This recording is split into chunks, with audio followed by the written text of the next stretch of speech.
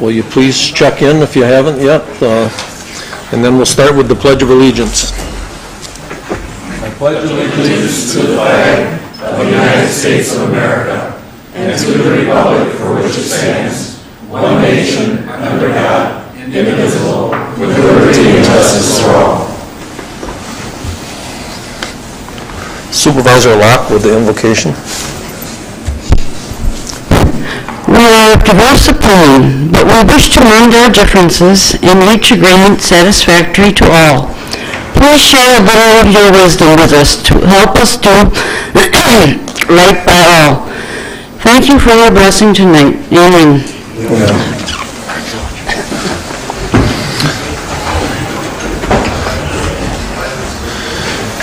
Supervisor Noble. Thank you, Mr. Chairman. I'll move for the approval of this evening's agenda. It's been moved and seconded. All in favor signify by saying aye. Aye. Opposed? Carried. Is there anybody from the public that would like to address the board on anything on the agenda this evening? Is there anybody from the public that would like to address the board on anything on the agenda this evening? Now is your chance. That portion will be closed. Reports from committees, commissions, and boards. Supervisor Norton. Thank you, Mr. Chairman. I just want to inform the board that the ADRC will be having two public hearings or two public meetings. It will be held on Monday, March 30th. One will be held from 2 p.m. to 4 p.m. in the Menasha Public Library in room Company E, and then at night from 6:30 to 8:30 in the Oshkosh Public Library in the lower level. Thank you. Supervisor Keel. Thank you, Mr. Chairman. A week ago tonight, I was fortunate to attend a celebration of partnership for the Habitat for Humanity in the Greater Fox Cities, and it was an excellent event, and I wanted to recommend that sort of event for the northern supervisors, Nina Menasha, for next year. Habitat's an excellent organization, as many of us have seen, but to see their annual dinner straight up, to see the many things they do, from building homes to helping with home repairs for those of low income, as well as the partnerships they're building with Nina, Town of Menasha, and other areas, is quite gratifying. So I would just like to give a shout out to them, and I will be in touch next year with our supervisors from the northern part of the county to attend such an event. Thank you. Okay, thank you.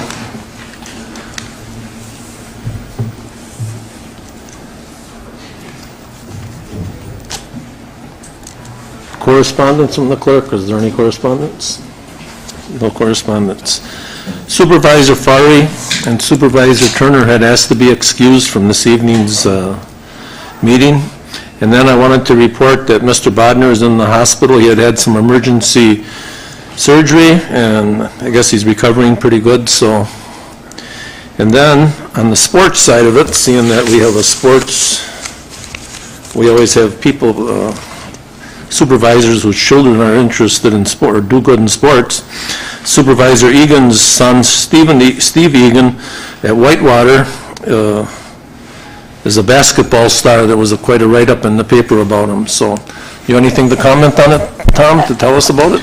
Well, since you asked, this afternoon he is also named Defense Player of the Year, 1 of 5, and he was also made first team All-Conference.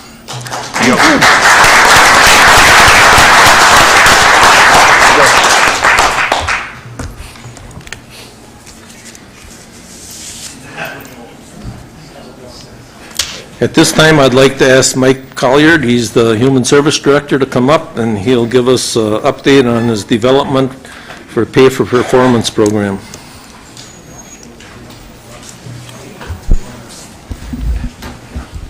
Thank you, Mr. Chairman. Just like to give the board a quick update on where we are on the Pay for Performance project.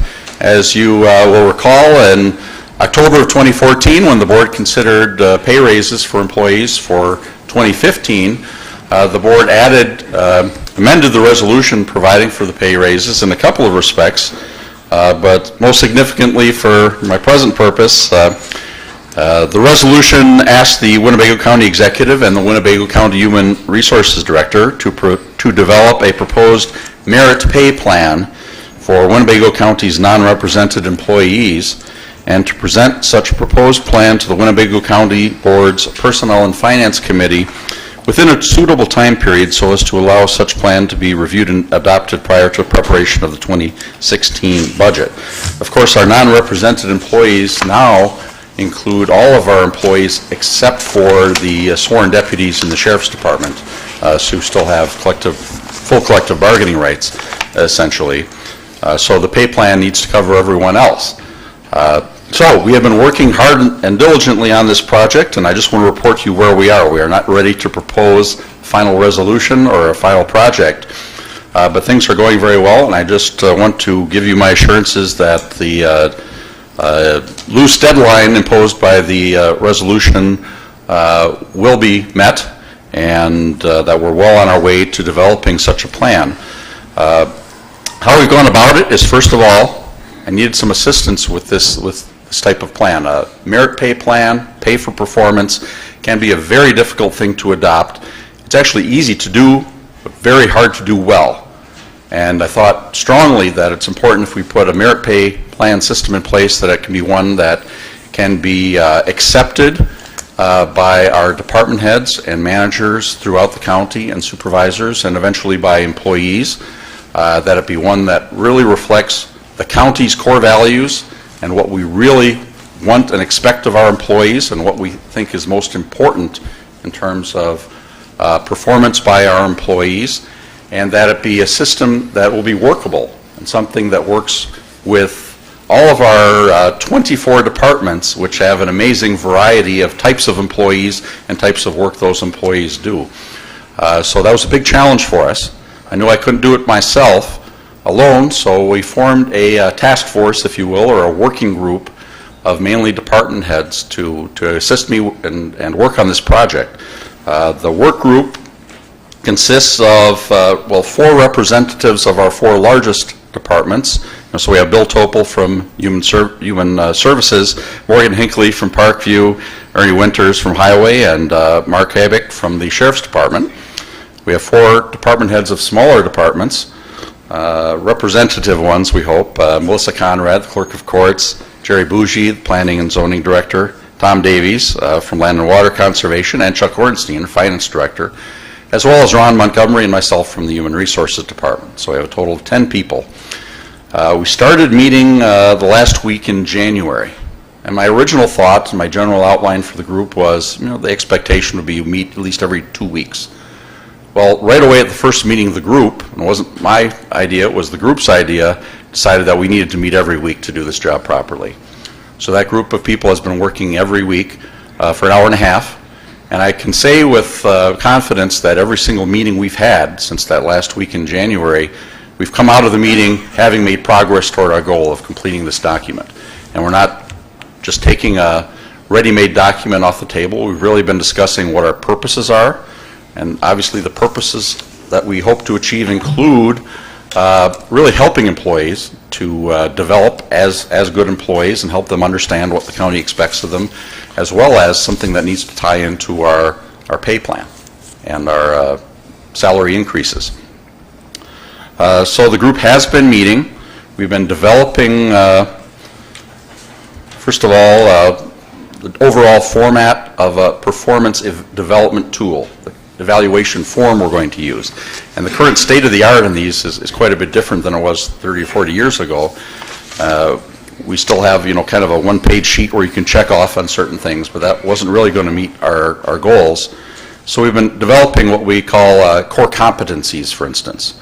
What are the really essential things which we think every employee ought to be measured against? And how are we going to describe those core competencies in a way that both the supervisors and the employees are going to be able to understand, so they know really what's important. And we thought that at least some of those competencies ought to be different for supervisory employees compared to non-supervisory employees. Obviously, we're not going to measure someone's supervisory skills if it's someone who isn't a supervisor. And we also thought that We have an amazing variety of jobs, and at some level, it's also important to evaluate just to some basic concepts, some core values, some basic competencies. We want to know how well that employee is doing the most important aspects of that employee's specific job. So where we ended up after considerable discussion and drafting, I'm very happy with where we are on the development of those competencies. We have a plan that will allow every employee to be rated just on only 7 competencies, 3 of which will be common to every employee in the county, 1 or 2 of which will be just for, there will be two just for supervisors and 1 just for non-supervisors, and then either 2 or 3, depending on the employee group, that will relate to that employee's particular job. So we're pretty much where we need to be in terms of those descriptors. We're going to work on the types of levels, the rating points, the way people will actually be rated on those competencies is what we're working on right now. We had a meeting just this afternoon about that. Got a number of things left to do. We've had some general discussion about how the pay for performance is going to work overall. Our basic idea is that the evaluation will not necessarily be tied to a specific percentage increase or a specific dollar amount increase for a certain number of rating points or a specific level of evaluation. We recognize that the county has real budgetary constraints, and in a given year we may or may not be able to afford a certain level of raises. So what we have in mind to do is to tie the various levels of evaluation to shares in a salary increase pool, if you will, whatever we decide to actually call it. And the salary increase pool might be funded from sources such as an effort to identify the savings we have each year when employees at the top of the pay scale in their job class may retire and may be replaced by people much lower in the pay scale. So that's one source of funds we'd be looking at as a funding mechanism, as well as, there may be across the board cost of living kind of factors which may be based on where the county is with respect to its levy cap, new construction. So those are the things we're looking at, but the basic idea is the county board, in conjunction with the county executive and his budget proposals, would be able to make that determination each year about how much money was available based on appropriate factors. So we wouldn't be tying the executive's hands or the county board's hands when it comes to expending a certain dollar amount. So we do have a work plan we've been following with various tasks identified, several of which have been completed, and we're well in progress on the next set. And it calls for us to draft a plan, present it to the county executive, between the 3rd and 4th week of April. And hopefully then, if it's approved by the executive, to present it to the Personnel and Finance Committee, its first meeting in May. So that's not far off since it's March, and we realize that, but we're making good progress, and I'm very confident we will meet that deadline, and a good, well-thought-out proposal, we hope, will be made to the P&F Committee at first meeting in May. Depending on the committee's reaction, of course, it could be submitted to the full board at the May regular board meeting. Frankly, it gives us about a month extra.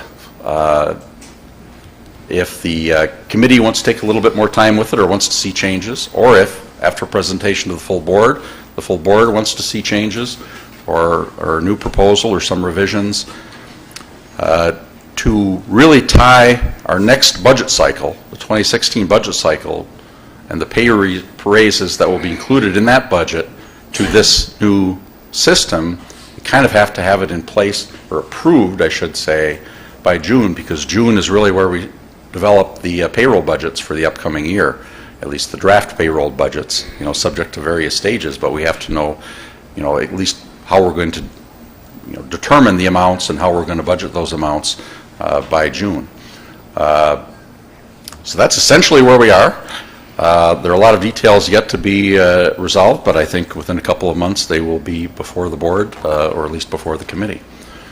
So with that, it's my report, and I'd be glad to answer any questions. Supervisor Finch. Thank you, Mr. Chairman.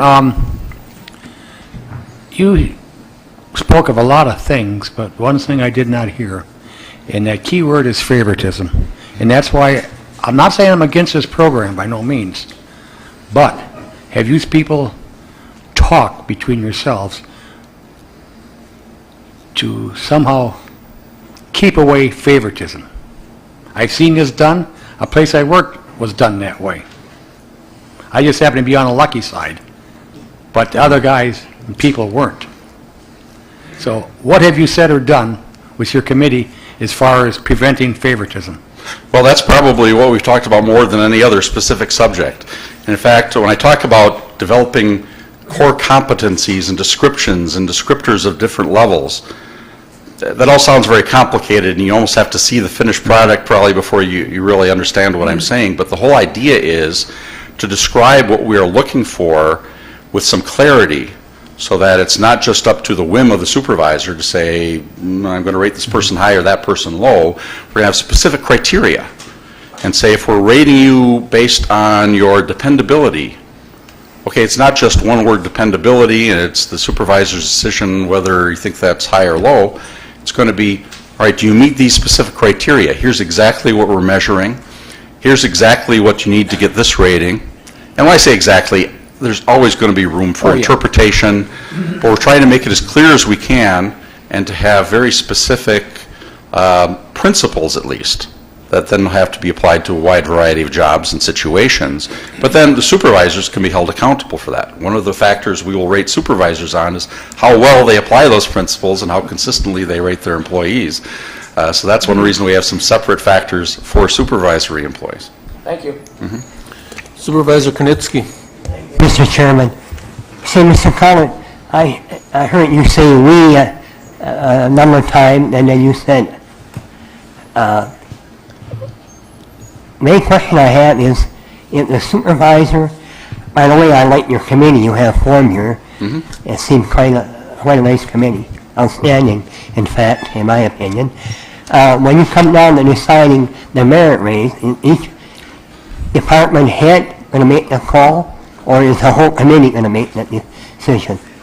Well, it won't be the committee making the decision. It'll be primarily each employee's supervisor that provides that evaluation. But then the department head, of course, can have a review over that, and HR will probably get a crack at it, to make sure that the system is being followed through on consistently through different departments. Thank you. Supervisor Olson. Thank you, Mr. Chairman. Having spent my whole career in the private sector, I've gone through a number of these types of compensation programs, and there have been some where, to address Mr. Finch's concern, we as a manager, we had a system in place where if the person being reviewed did not agree with that particular review by his supervisor, he had the chance to specifically outline the reasons he thought the review was unfair, and then it went to arbitration to the HR department. And so that may be one way to prevent favoritism, allowing the employee to react that way. There's another system in place too where you actually allow the employee to rate themselves, and then that's done before the actual evaluation in front of your supervisor, so the supervisor sees how that person evaluates yourself. And surprisingly, when we did it that way, my opinion was that the employees rated themselves pretty fairly. They didn't really give themselves excellent in every area that they were rated on. So those are just two things that you might consider as you go along. Thank you. Oh, thank you. And I'm familiar with both those things, both those systems. I would expect that whatever, and we haven't really talked a lot with our group about either of those points, but I certainly do expect that employees would have the right to submit written comments if they disagreed with the evaluation at a minimum. Supervisor Norton. Thank you, Mr. Chairman. Two quick questions. One, are those departments that are not part of your committee, are they being informed what's taking place as long as this process keeps on going forward? That's my first question. And my second question is, how are we going to inform the workers, the employees, especially the non-supervisors? Are we going to wait till after either the county executive approves and we approve, or how are we going to inform them when if we do implement this plan? Thank you. First question, no, other department heads have not been informed about specific developments. I think we will bring them in once we have a complete plan in place, but otherwise, just to look at the steps and where we are, I think it takes a lot of preparation, to understand what we're saying. In other words, I think it would be very difficult to communicate the different stages where we are to just, a casual reader who wasn't putting the time into it. And the 10 people in our group are putting in, a lot of time on this, not just at the meeting, but doing research and readings and looking at samples and so forth. So I think that would be difficult to do at this point constructively, but I do think it will be important to bring in people eventually. And we have talked about the absolute necessity of training in the departments once we do have a plan. So moving on to your second question, first of all, once the plan is approved, we'd begin providing information about the plan and the new rating system to all employees, not just supervisors. But we then have to go through some other stages. First of all, we'd have to have some initial training to department heads and supervisors, because there would be one large job remaining before it could even be used, which is to identify, the 2 or 3 things most important from each job class to rate a person on. So we would then have to spend several months at least developing those. We'd also want to get out to employees as quickly as possible, because an issue we'll have to struggle with, especially if we want to implement this plan right away, is how fair is it to rate employees in January of 2016 perhaps, if they haven't really seen the system, if they don't really know in advance what they're going to be rated on. And so that's an issue we're going to be struggling with. For instance, I know one example, Chippewa County example, has been mentioned in this room before, and they were planning to implement, they started working on their pay for performance in 2013. And last year they were participating, giving seminars to the Counties Association about it. They were planning to implement it here in 2015, but they've already decided that they haven't had sufficient time to train managers and supervisors in it, so they're actually delaying for a year until 2016, when they're really going to take effect in terms of controlling people's salaries and salary increases. So, if I answered your question, I probably went a little bit far afield, but I hope I've covered it. Supervisor Lautenschlager. Thank you, Mr. Chair. Mike, the question I have is, I understand all employees will be involved in the pay for performance. My question is, if we look at merit pay, is there going to be limits on those? And the reason why I say that, because I've seen it places where, say you got 8 departments. One department has 10 employees or whatever. Is that supervisor going to be say, but your department only has 3 merit pays or 2 merit pays, and you have to determine out of those 10 which one get it? That's an issue we're thinking about. We haven't come to a conclusion yet as to exactly how we might try to control that in terms of comparing one department to another. So that's a tricky issue.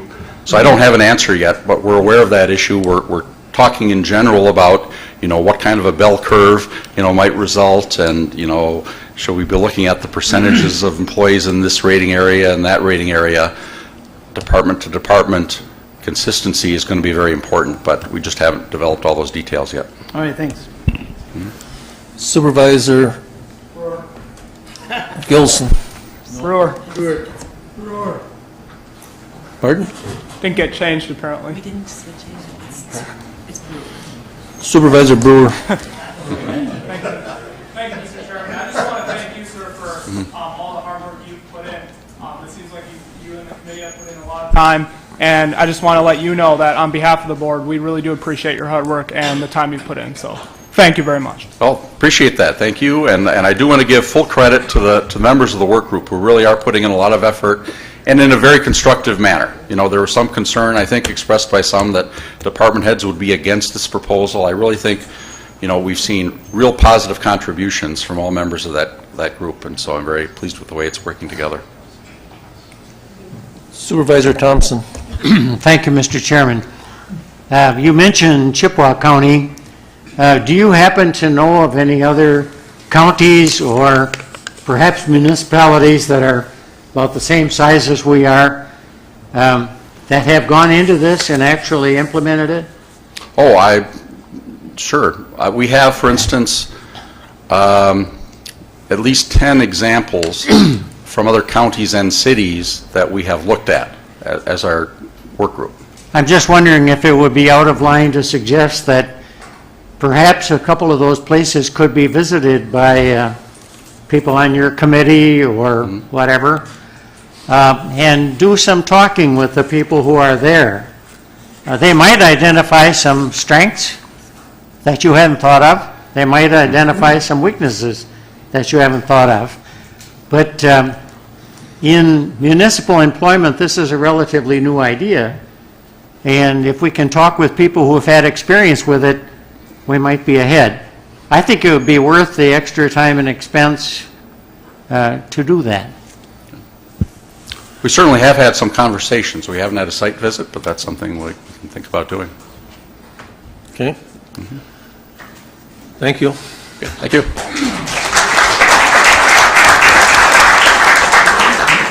Change it on your system, put it up for next time. And then so it changes up there. I forgot to introduce our two assistants tonight. Winnebago County Board is very good about cross-training people. So we have Julie Bartles, she's Sue's assistant.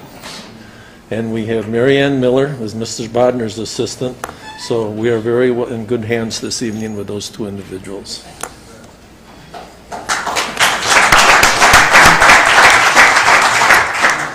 Don't worry, I'm going to get heck for that. At this time, I'd like to ask Peter Mall to come up. He's going to give us a story on reconstruction of Taxiway B and Airport Administration Building Terminal. Good evening. Adjust the microphone here. In your board packet, you should have received an outline of the capital improvement project number 1 on the Taxiway Bravo project, which I'll be talking about first tonight. Without belaboring the point and going into a lot of detail and reading it word for word, I think you have already done that, but I'm just going to highlight some of the project plans that we have for this particular project. Number 1, the taxiway itself is asphalt right now. It's been overlaid a number of times in the past, and the pavement still continues to deteriorate over time. So our plan is to resurface, or actually redo the whole length of the taxiway from the terminal area all the way to the west end of the runway in concrete. Same width as we have now, 50 feet wide. But without the various turns that we have in it right now, as you read probably in the history, there are reasons for those twists and turns in the taxiway. When the airport in years past wanted to incorporate an instrument landing system at the airport for that runway, that particular system didn't materialize. However, we have better systems in place now that don't require that. One of the other project plans we want to do with this particular project is allow for taxiway operations capacity, especially during EA Air Venture. The taxiway itself gets used quite a bit, but most of the aircraft that are using that particular taxiway are actually taxiing in the grass parallel to it, because we keep that, or EA rather, keeps mostly large turbine aircraft and larger aircraft that need a hard surface taxiing on it. Smaller aircraft, single-engine aircraft will taxi in the grass, and our plan, by moving at 460 feet from center line of the runway to the center line of the taxiway, will allow to simultaneously taxi aircraft in opposite directions without bumping wingtips and staying outside the runway safety area. So that's a huge concern to EAA, and also a huge concern that the FAA has brought to our attention in years past. We would also bring the taxiway up to all the FAA safety standards by eliminating one of the hot spots. And what I mean by a hot spot is that that's a potential area that the FAA has designated as a potential runway incursion area or a surface incursion area. For instance, the one in particular that we're addressing here is the intersection of Taxiway Bravo 2 and from the runway itself, and then it would be continuing on to the approach on runway 13, which is one of our VFR runways. Currently, aircraft that are told to taxi to runway 13 have to hold short of runway 927, the east-west main runway. However, the signage in that area doesn't really identify that as the hold short area for the runway, and we've had instances in the past where aircraft have crossed the hold short line, taxied across 927, fortunately when aircraft have been landing, but then continue on to the runway that they're going to, runway 13, and then violating that airspace as well too. So this will eliminate that possibility of potential incursions by doing this project. And last but not least, we're hoping to do this project, and we're planning to do it in concrete rather than asphalt to increase the life of the pavement itself. We've gotten 40 years out of most concrete surfaces at the airport over the years. 20 years is about the life expectancy of asphalt before you need to do any kind of major type of reconstruction. So some of the other project enhancements we want to do with the project, again, we want to replace all of the current incandescent lighting along the edge of the taxiway and runway 927 with LEDs. This is something new that the FAA has approved in the last 5-6 years, and there are manufacturers out there that are continuing to improve this. The electricity usage on an LED light, taxiway fixture light, and a runway light versus an incandescent is about 1/3 of the cost of incandescent lights. The bulbs last quite a bit much longer, so we'll anticipate a lot of cost savings too for electrical usage out in the field. Water drainage has been a problem on the west end of the airport, and we'll be addressing that with this project as well too. We're going to be improving the drainage, especially as the water comes across from the west end of the airport and coming across the airport as well too, so that we don't have the ponding we do at certain areas, and that kind of hampers our operations during AirVenture. And again, as mentioned, the taxiing operations in the grass will be greatly enhanced by this project that we intend to do. So, as I mentioned in my report, the FAA Airport Improvement Program, which is funded by aviation fuel taxes, aircraft registrations, and passenger facility charges, would be picking up 90% of this project. That's $5.85 million of a $6.5 million project.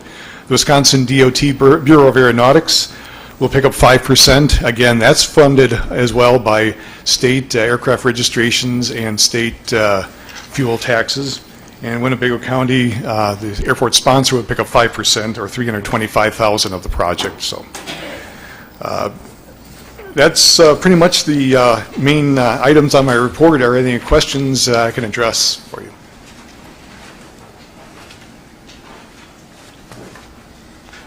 Nothing on that one. I want to go, oh, just a minute. Supervisor Rowe. Thank you, Mr. Chairman. One quick question.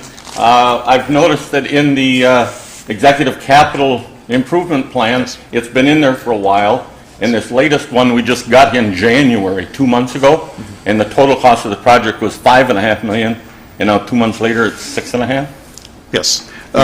We've done some additional engineering work on this project. The lighting was in addition to that the FAA felt was a very viable option for us. Also, some of the drainage wasn't addressed in the initial study that we brought out later on once we spoke with the engineers and said, hey, we're having problems in these particular areas where we need to get water drained off the airport.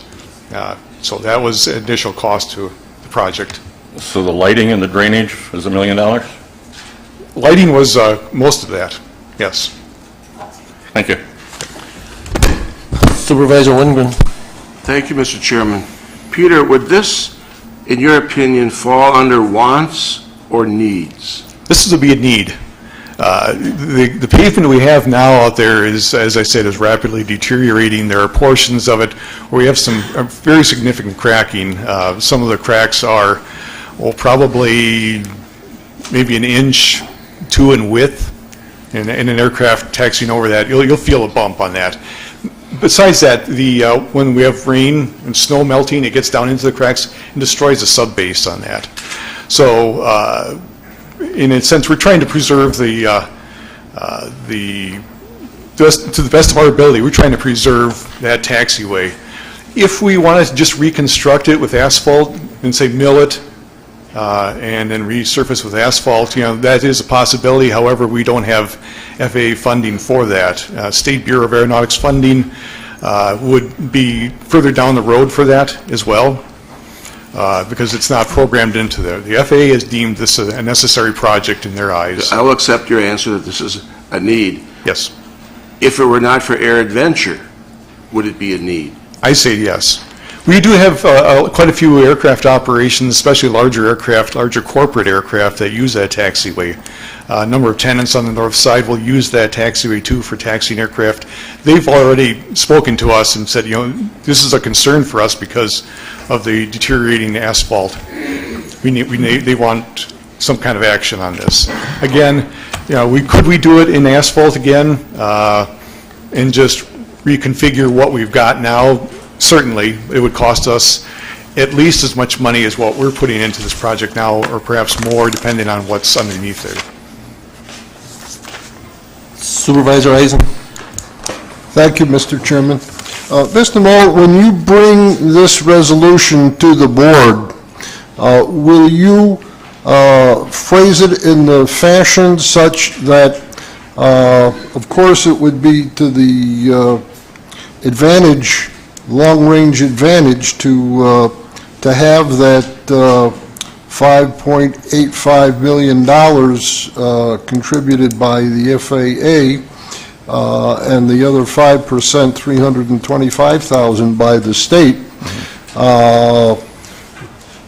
Would you have this phrased such that the need for the work would go through in the alternative to the milling project if the funding fell through from FAA? Yep, we can do that.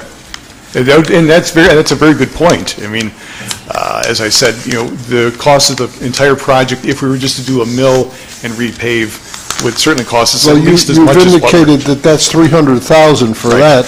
Right. And our That's a our minimum. 5% is $325,000. Exactly. Yeah, when we'd be paying close to 100% of that project if we were just to do a mill and overlay. So it doesn't solve all the problems in the world then by just doing it a mill and overlay. So this, in our opinion, this is obviously a much better bang for our buck, if you want to put it that way. Well, it's By certainly one a project. prudent approach to solve the problem. Yeah. I'd gladly Thank pay a you. nickel for every dollar I had to spend instead of 20%. Supervisor Haig. Thank you, Mr. Chairman. In regards to paragraph 3 of the first page of your presentation, you note that taxiway B ranged from 99 at the high side, good, down to 41. Yes. Is 99 out of 100? I don't know what rating scale that is, but is that not excellent? I mean, It is. In those particular areas, I did look on the map to find out where those were. Those were areas that were reconstructed already in concrete as part of the 927 runway reconstruction project. What they did is bore test underneath that to make sure that the structure was still in place. So that particular area, yeah, it's in good condition. That would not be reconstructed, though. Oh, thank you. You've answered my second question. Okay. Thank you. Okay, you can go on to your next one. Okay. Second project that we're planning on this year, well, starting on this year, is the Airport Administration Building Terminal Replacement. Obviously, this has been a kind of a controversial subject, and I hear quite a few comments on a daily basis about this.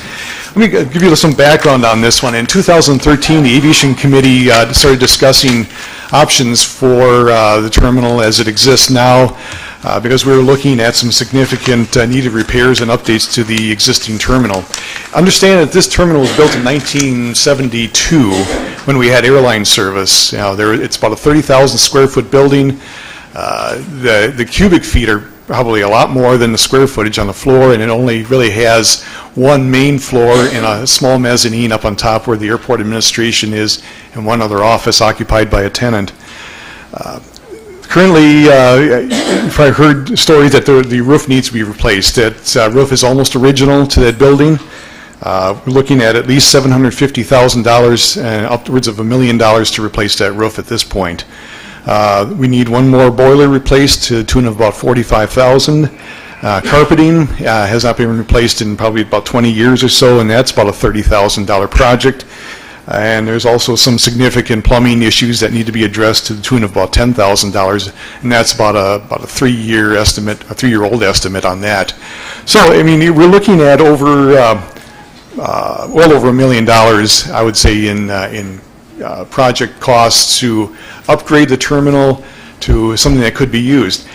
The big thing that the committee looked at, however, was that we're spending over $100,000 a year on utilities, water, heat, air conditioning, all those costs, electricity, but yet we're only getting about $20,000 in revenue in the terminal. So we're actually losing money on that structure. So we, as a committee, they directed me to start looking at options. You know, as I said, we've gone through the options of what we want to do with this terminal.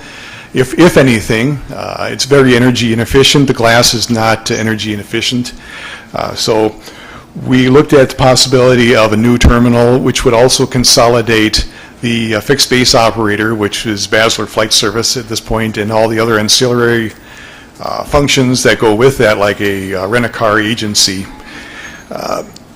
In 2014, last year, the FAA concluded a study through our engineering firm Omni Associates, that's designated by the State Bureau of Aeronautics, to update our airport layout plan. That's about a 23-page document for us. It's a large plan set. It includes things like the existing airport layout, ultimate layout plan of the airport, land use. It shows each page has a layout of the approaches to each runway to show where the obstacles are. Has a building reference map on it, and also an airspace plan under FAR Part 77, which would take me a long time to go through, but someday I'll try to explain that to you at another presentation. At the time we started looking at a new terminal or renovation, we still had 2 fixed base operators. We had Orion Flight Services and we had Basler Flight Service. To be fair and to meet the demands of our grant assurances from the FAA, we had to keep them out of the picture because we couldn't give one company the option of going into a new terminal, but not the other. So again, we have to be fair to them. Since that time, however, as you know, Basler Flight Service bought out the assets of Orion Flight Services, so now we're down to one fixed base operator. So at that time we figured, okay, this is the best time now to bring them into an existing new building, along with potentially the rent-a-car agency, and have the 3 functions in this building. You know, it's a much smaller building, at least, or at the very most, probably half the size of our existing building. Basler Flight Service is in a building now, what we call the West Wing. That was the original airline terminal for the airport back in the 1950s. So, and that also has some significant structural problems and utility problems existing at this point too. So, we felt at that point, and the committee said, you know, let's look at the possibility of a new terminal. We call it administration building / terminal because a terminal is a generic term that most airports give to any function where the airplane, regardless whether it's a airliner, whether it's a general aviation aircraft, whether it's a helicopter, it comes into this particular building where the fixed base operator is. Omni Associates did a little bit of study with this, did some preliminary drawings as part of the airport layout plan. And again, they did a conceptual ground floor plan, they did a conceptual side views. Again, only conceptual, just to give us a background of what we're looking for in terms of potential costs for a new facility. We did go out for a request for proposal in December of 2014 for engineering firms to find an engineering firm, architect, that was qualified to look at new terminals because we're not using FAA funding at this point, we couldn't automatically use Omni Associates, so we went out for bid. Those proposals did come back. We have chosen a company from those 4 companies that did submit proposals for this. We'll be addressing that at the Aviation Committee tomorrow morning. I think some of you may have heard already who it is. But at any rate, So at this point, we don't have a firm cost on a building. We don't have a floor plan other than a conceptual one that the company will be working on, but we estimate the entire project, including demolition of the existing terminal building and the west wing, to be around $5 million, $5.5 million. So, and that's where we really want to go from there. Again, we will be meeting with our consultant and the engineering firm and starting to develop new plans for this facility. And they're going to start at square one, basically. We're going to look at everything that we've got now, floor space-wise, what we have and what we would need for the future. Again, maybe to piggyback on Supervisor Wingren's comment, this is going to be what we need in terms of space, not really what we want in space. So, again, not much to report on at this point, but at least we got to get the project going, and there will be some engineering costs coming up here with this project. So with that, I'll entertain Supervisor Widener. Thank you, Mr. Chairman. When you talk about the new building, which I assume is what you're going to do, is you're going to have administration, you're going to have the fixed base operator, and a rental car. Is that correct? That's correct. That's all you're going to put in? As far as, at this point, yes. Okay, we don't see a need for anything else other than that. Supervisor Wingren. Thank you, Mr. Chairman. Peter, Omni is a consultant, you said, and they were the ones that helps get the specs to find out who would, or what you'd want to include in this building. So obviously, they would be excluded from being picked, wouldn't they? No, they did submit a proposal. When we go back to what they did with the airport layout plan, all they're doing is some space planning for us, knowing full well when they started out that they may not be the architect of record for this building. So, okay, so you're saying that you agree that Omni is not going to be the one that's the contractor because they're the no, I didn't say that. That's what? I didn't say that. Oh, I thought you heard that. No, okay. They give us some preliminary figures. They give us preliminary numbers and figures of what could be a conceptual layout for the airport or for the terminal itself. Not that what it's going to be, so it could be. You would have the Fox design the security system for the hen house? I don't think we look at it that way. Okay, the other question is, at some stage in the past, I don't remember when, there was a statement made that you would be having a public hearing for the people, I guess, on the airport now that do business, maybe any other businesses in the area, just to get their input on what they see is needed at the airport. Is that still going to happen? I don't know yet. That was brought up by someone in the committee, and I don't recall who. I said that's a possibility. We could do that. We can certainly. Well, why wouldn't you do that? We can. Well, will you? Yes, I think we should. Okay. And it's not set in concrete yet that you're going to have the Hertz Rent-A-Car business in there? No. They've expressed a desire to be there because they have a current lease agreement with us. They want to be there. Again, though we've looked at, we've had other proposals from companies, none of which have panned out. Earlier in this process, it was my understanding that the committee was looking at Fond du Lac as a model, and I know the Facilities Committee went there to look at that, and I guess we were impressed, I was, with the building there, and got to talk to the gentleman that runs the Hertz Rent-A-Car business there, and it turns out he's the same one that runs the Hertz Rent-A-Car business here, and I think it's Sheboygan or Manitowoc, three of them somewhere. The difference is, in Fond du Lac, the Hertz Rent-A-Car office facility is not anywhere near the terminal. That's correct. So, okay, thank you. Supervisor Thompson. My question, again, is about needs versus wants. Do we feel any particular obligation to provide a place for a rental car facility?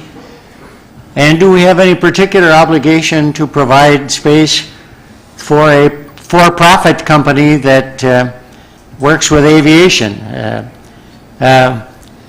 This is a company that is able, as any company is, to pick up and leave and leave you with the building.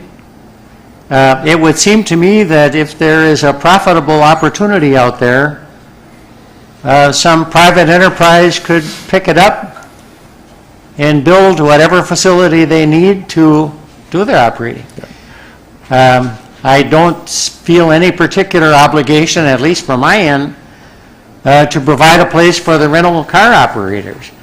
If they feel that they can make a profit renting cars, I'm sure they can find a facility somewhere. So far, the only three purposes for that building that I've heard about are the business that now operates on both ends of the facility, plus your office. And unless somebody can convince me otherwise, your office is the only one that we have an obligation to provide. What's wrong with my thinking there? Perhaps you can straighten me out, Peter. Absolutely, I can. You're certainly right. We don't have an obligation to provide space for them. However, it's a revenue generator from both aspects. We receive revenue from in space that's rented by Basler Flight Service. We receive rent both in terms of floor space from Hertz and also on a per-car basis. We also receive rent from them on a parking lot. So you also look at it from another standpoint. If they wanted to build their own separate facilities, privately owned on the airport, it may be cheaper for them from a ground lease standpoint. However, if they would go out of business or leave town, then we've got a building on the airport that's owned by a private individual or private company that we have no control over. Then Joe's Garage can move in, or a number of other businesses, unless we have something written in the lease agreement that said, only a certain type of business. That may, cause problems in bringing in another fixed base operator, another rent-a-car business, that sort of thing. So. I had the impression that if there were any building, even privately owned on our property, we'd have quite a bit of control over what it gets rented to. Oh, we do, certainly.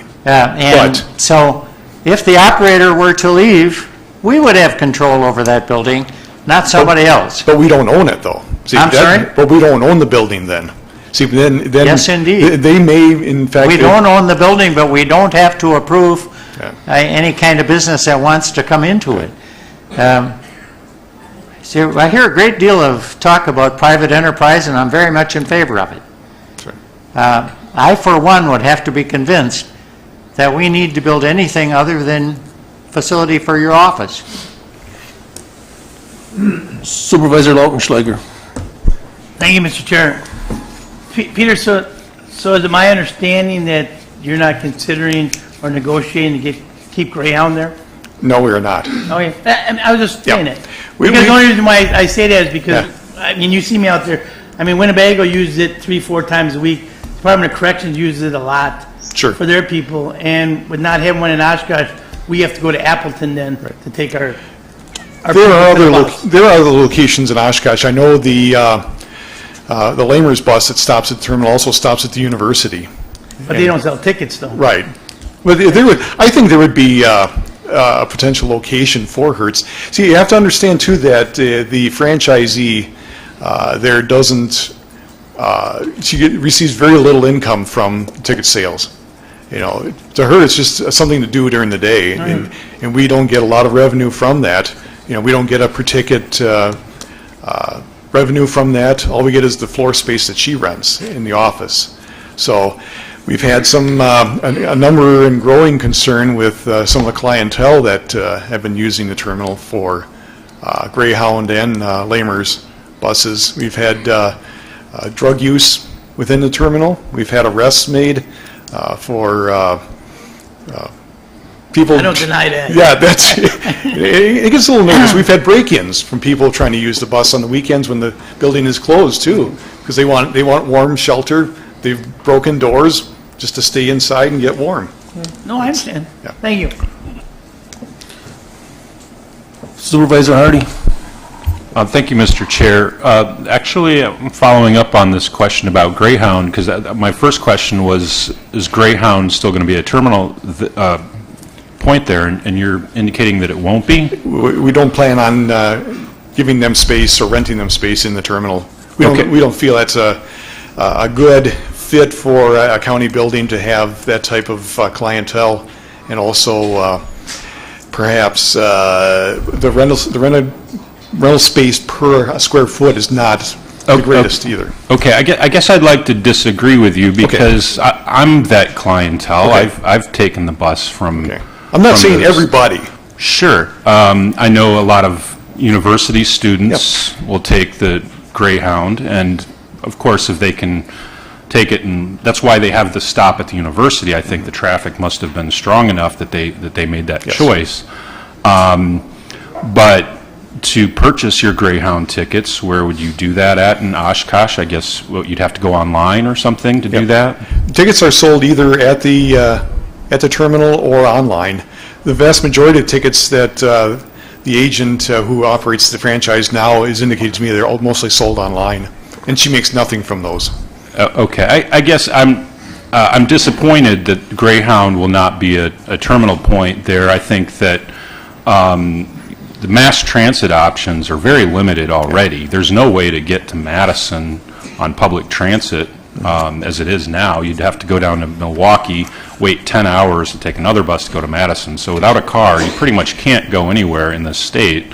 And so I guess I'm disappointed by that, and I'm disappointed that that it's the reason seems to be that we don't get revenue from Greyhound for this. And secondly, that we don't like the clientele that appears to be using the buses. That seems to be, to me, this is a public service. This is a public airport. We're a public state government that provides services. And I think having a terminal somewhere in Oshkosh or Winnebago County is an important thing. I think, and I really hope that if you do go this way and eliminate this place as a Greyhound terminal, that some other entity, either the city of Oshkosh or the university, if their funding will allow it under this current climate, will take on that responsibility. This is a transportation infrastructure for the state. So, thank you. Supervisor Rule. Thank you, Mr. Chairman. I apologize, maybe somebody can help me out. When Supervisor Widener was talking, I was listening so intently, I didn't write it down, but the three uses intended are for offices, car rental, and what? Fixed base operator. FBO, okay. Yep. My question is, in the picture that you provided, what are those three tall overhead doors? Which one of those three entities do they belong to? Let me look. Find my picture first. Okay, that's those three facing the ramp would be for the county, for our vehicles, for the airport administration. So there's a fourth use. Well, I guess I look at that as airport administration function. Oh, okay. Now, correct me if I'm wrong, but the last plans I saw, there was going to be a washing station for Hertz to wash their cars. Is that still included? That's still a potential point to negotiate with a rent-a-car company. Like I said, those plans were only conceptual. So we're going to start at square one, basically. Thank you. Yeah. Supervisor Keller. I'd like to thank Supervisor Rowe for asking the same question I was just going to ask, but I would like to just clarify a little bit. You say for airport vehicles, are we talking like the snowplows and the trucks, and No. Is this a maintenance facility? No, it's just before the airport, like my vehicle that's assigned to me, it's assigned to our, the operations manager, and then maybe for one or two smaller pickup type trucks that were used for snow plowing on the front of the terminal area. Okay, so there's another building for the maintenance vehicles? Yes, yeah. Okay. That's not included in this. Okay, thank you. Supervisor Haig. Thank you, Mr. Chairman. You had, in your presentation, identified approximately $100,000 a year in utilities in the current facility and about $20,000 a year of revenue? Yes. How many years has that imbalance been occurring? Probably since the airlines left, maybe even before. because the airlines didn't really provide a lot of revenue. They have obviously rental space on the floor, in the back part of the terminal, landing fees, but that's about it. The cost of all the utilities have been going up, and as I mentioned, this is not the most energy efficient building that probably could be designed. You got to look at it, it's a 40-year-old building. Sure. So approximately how many years is that? Or you're saying it Since never... Well, the airlines left in 2003, so we're looking at, what, 12 years now since they left? Okay, during and in that time, regards it's been- to, I'm sorry. one of the aviation meetings I went to, there was some talk about, or maybe it was actually a facilities meeting, I don't recall off the top of my head, but somebody made mention that this could potentially end up being like a LEED certified type building. I mean, how much additional money are we potentially looking at in the RFP to make this some type of a green building? Every one of the companies that provided a proposal indicated that they would go toward a LEED certified building, and that was really what we were going after, something that we can save money and hopefully even make money on some of the utilities. You know, solar energy is certainly a concern and a possibility. I am not up on my green initiatives in that regard, but that would be definitely something we want to look at, because hopefully we can make this building self-sufficient, you know, in terms of revenue versus utility output. Sure, I guess part of my question though was, how much more are we willing to spend?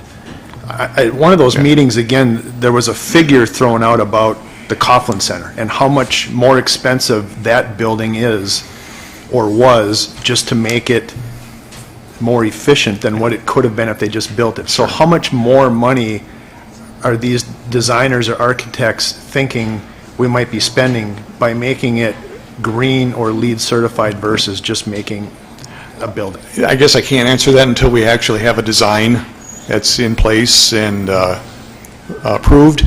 I firmly believe that any of those companies would come around and say, okay, here's what it costs without the LEED certification, here's what it costs with.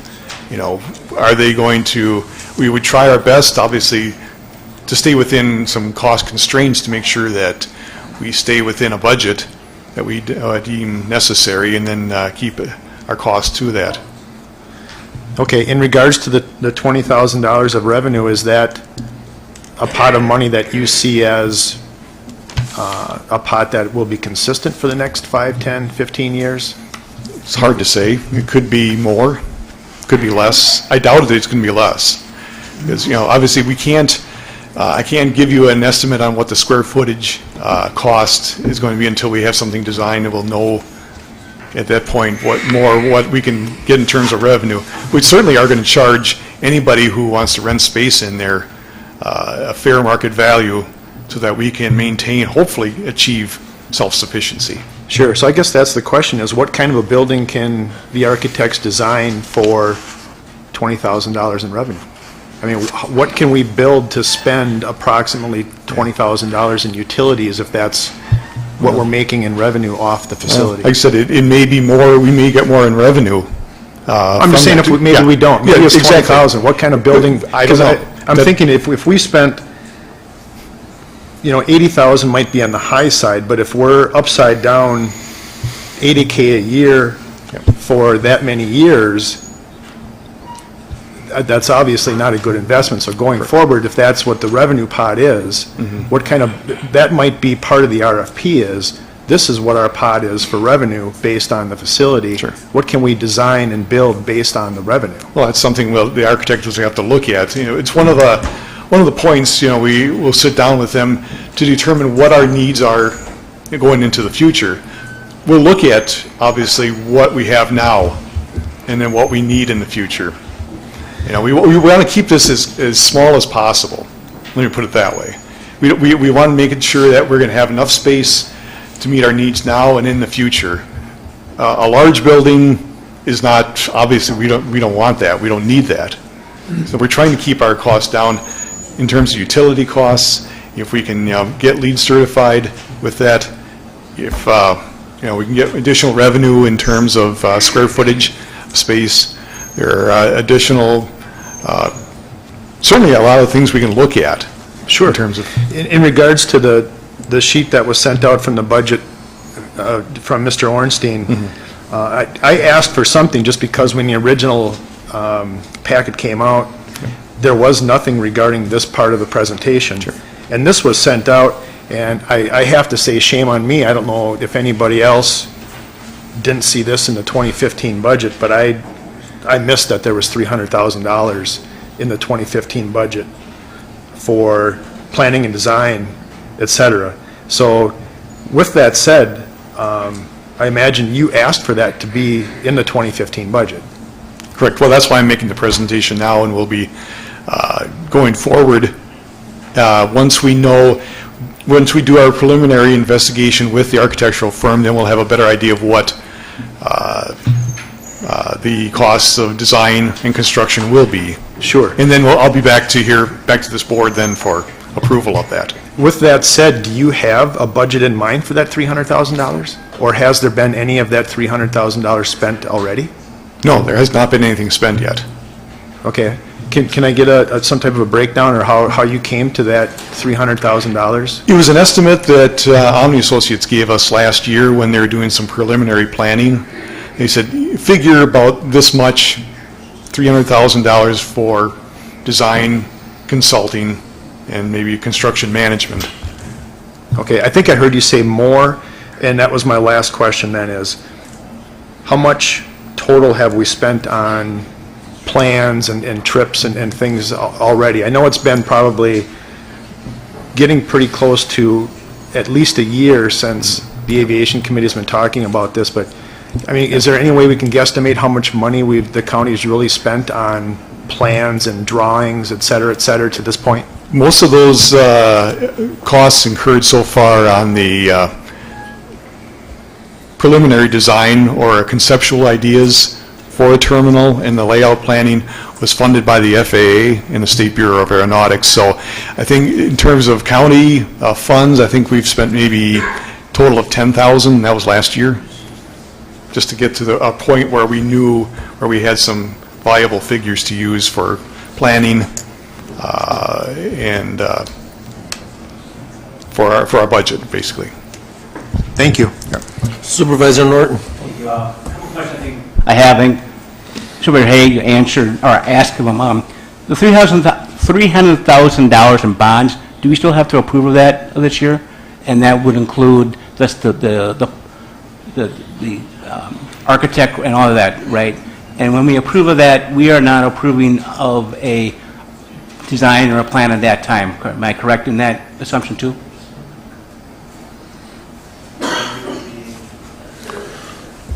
You'll be approving of somebody to do a design. Okay. Not a design itself, Okay. but somebody to actually start the work on it. Okay. And my last question for you, Peter, is how much revenue do we get from Hertz right now, and how much would you increase that in the next, yeah, and do they sign a lease, and how long is that lease for? Right. I don't have exact figures in front of me, but roughly about $12,000 a year from Hertz, 12 to 13, but that includes just the floor space and the rental of parking lot space. Now, as I mentioned, we do get some revenue from, I'm grasping for the right word here, a rental on each car.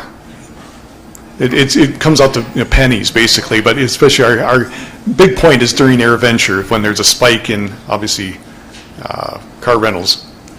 So probably you're going to save maybe around $14,000 to $15,000 from Hertz. I believe they have another 2 to 3 years on their lease existing. They also have terms in that lease where they can extend their lease at the approval of both parties. Supervisor Ramos. Thank you, Mr. Chairman. I guess I really have more of a comment than a question at this point, to be honest. Just thinking about this, I have a little bit of concerns about the process. Not necessarily what you've done, but whether or not to be honest, it's moving exactly in the right direction, and I'll at least give my thoughts on it, and I haven't been involved in a lot of the discussions, but looking at it from what I know now, I see two extremes. One would be if you do a project for only your absolute need, and the absolute need is for your office space. The other extreme is for a long-term vision of a terminal, if you call it office, some sort of complex there that you think meets your needs and a long-term vision of other services potentially at that site. And then there's something in the middle, and that's what I fear you're looking at right now. Because to me, what you're looking at right now is what you have now, and let's build a building to that, rather than say, just do needs, or what we can envision as something maybe even a little more than what we have now. My fear is if you construct it to what you have there now, meaning Hertz, the FBO, and office space, then what happens if Hertz leaves or the FBO leaves? Then essentially what you have is basically the situation you are now with just a different building. The other point I wanted to make is, and Supervisor Haig kind of alluded to it, $20,000 in revenue for a building of $5.3 million, there's just not the math for that. So that's why I say we either look for the absolute need, just office building, or we look for a long-term vision that we think is good for the airport, good for the county, and recognize that necessarily there isn't the revenue to meet that need, but it serves a greater purpose. So I guess my comment is I would encourage the committee, the airport, to honestly take another look at this as to what scope of project you really want. Because if you go with this and you do an RFP, that RFP is going to give you what you want. Because the RFP is going to have specs, and it's really going to have some parameters with price. And so in the end, you're going to get the product you were looking for. And I guess my concern is whether or not that's the best product for us right now. So I recognize that's not asking you a question, but nonetheless, I wanted to at least provide my thoughts on it and let the board hear my thoughts at this time. Yeah, thank you for those. And then if I may address a couple of those points you made, the RFP has been sent out and has been returned, so like I said, any of the four that responded to it, there was a fairly specific program of what we were looking for, how while they're going to look at exact floor space we have now, looking at the future, what our needs are in the future, and I think every one of them was very good. Anyone who could have done that work. So we are headed in the right direction, I believe, and the committee believes that too. So, but we'll take input certainly from this board, and there will be a presentation to the board as we get further along in the process, so that this whole board knows what's being proposed. Second of all, that $5.5 million price tag also includes the demolition of both buildings. So, there's $1 million, $1.5 million already potentially in that. So, when you bring that down, the building itself is probably a 3.5. Supervisor Olson. Thank you, Mr. Chairman. I've been sitting here listening to all the comments here from my colleagues. We have 36 people on this board with 36 different opinions, and we can talk about this from now until 2025 and nothing will get done. I believe that we all have to come to some consensus about this. First of all, to talk about who's going to be in it, what size the building is going to be, pretty premature at this point. We've been talking about this for a long time, but we still don't have anything concrete and in place.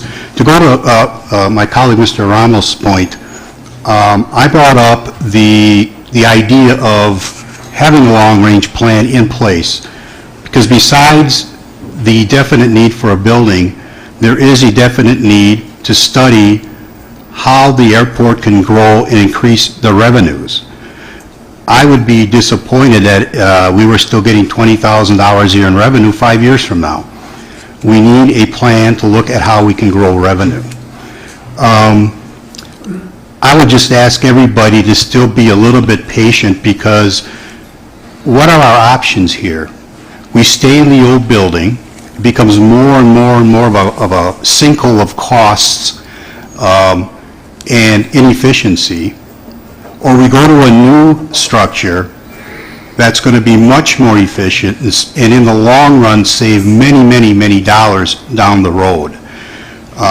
Whether we have a car rental in there, whether we have a restaurant, whether we have, the FBO, I believe, has to stay there. We have a long-term lease with them. I don't foresee them going anywhere. Car rental generates revenue. We need to have some revenue in that building to continue to get the necessary revenue we need to get this thing off the ground and get the airport growing.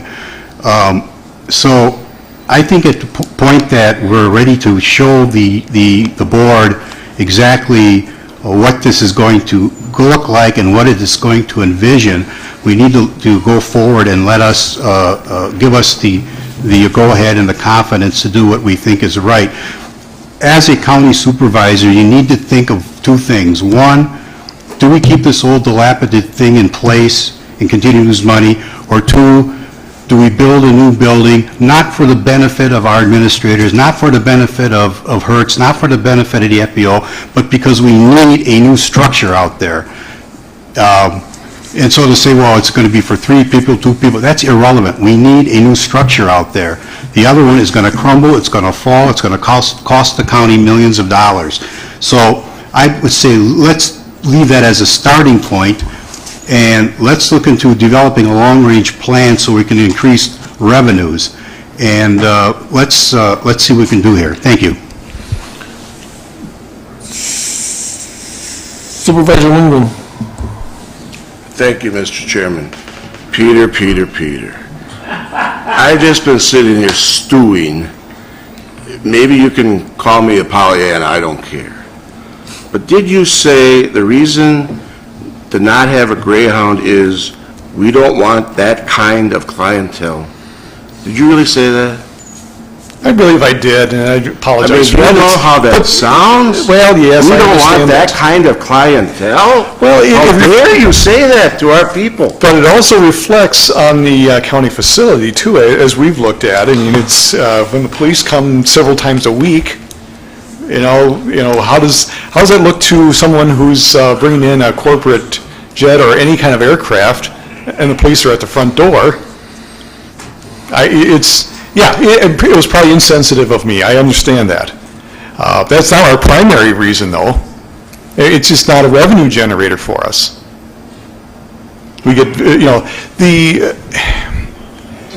I don't recall off the top of my head what the floor space that we're leasing to Greyhound is right now. It's very minimal. You know, at best, she's probably leasing 50 square feet. Yeah, it's... Supervisor Scullinger. Do you have documentation of the profit or revenue versus the cost for each of these entities? Can we be provided with that, and then as we're going through the process of getting proposals, can we get an update as to whether or not those profits will continue or are expected to continue through with the new expenses?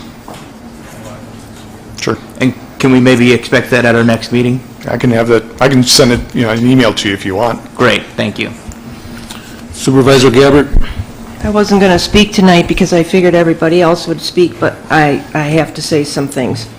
I've been on the aviation committee since I came on the county board, and I just want to give some history to some of the people on the board. Maybe all of you know this, but Basler Flight Service has been out at the airport 40-plus years as a tenant. They were in some pretty dilapidated buildings, which former county board supervisors never thought to put any money into the buildings that they were renting. They stayed. They've stayed a long time. They still want to stay. This board just approved a 20-year lease with Basler, so I don't think they want to leave. So they've got a 40-year track record. FBOs belong at airports. They don't belong on Main Street in Oshkosh. They don't belong out at Target. They belong at the airport. FBO has a lot to do with pilots coming in and out, and so there they are. I say they stay. The demolition is included in this project because if you remember out at Parkview Health Center, demolition of 2 buildings was not included in the building cost, and the county board got pretty upset when it came out that we had to spend another $500,000 to demo buildings that weren't in the building cost. We put it in the building cost this time so that you knew that there was transparency to that. Sage Hall at UWO was built. The equipment, solar equipment on that building, it's a LEED building, costs so much money, it's going to be 70 years payback for the solar system that they have. And the facilities people at the university are not trained to take care of it, so they have to subcontract out to other contractors to maintain that. So I'm not sure we need a LEED building out at the airport because it may not be financially sound to spend that kind of money on equipment and have 70-year payback. The fourth thing is, I've sat on the committee, as I mentioned, I haven't approved any plans for any type of building yet. I don't know that it's going to be a 2-story, a 1-story. I don't know if it's going to be like Fond du Lac. Not necessarily does Winnebago County have to have a building like Fond du Lac, but I, as a committee member, have not said that what we have tonight is what we're going to get, nor have I said that Greyhound won't be there, Hertz won't be there. The only thing I just said tonight is that Basler Flight Service will be there because you just signed a 20-year lease with them, and an FBO is part of the airport. So that's the clarity that I have. As a committee member, I have not approved any kind of building yet. Thank you. Supervisor Eisen. Thank you, Mr. Chairman. Mr. Morrow, what efforts were expended on seeking tenants for the facility? Basically, at this point, we've looked at just the essential services that would be required to operate, the airport from an administrative standpoint, and those that would service the aircraft. Was any imagination used to repurpose use of that facility? The existing? Frankly, I've been down there, and it's a pretty impressive, mammoth facility. It would seem to me that there could be some very useful purpose for that building to contribute to the enhancement of life in Winnebago County and in Oshkosh. And I'd be reticent on destroying that building. You just said it would cost about $1 million to rehabilitate it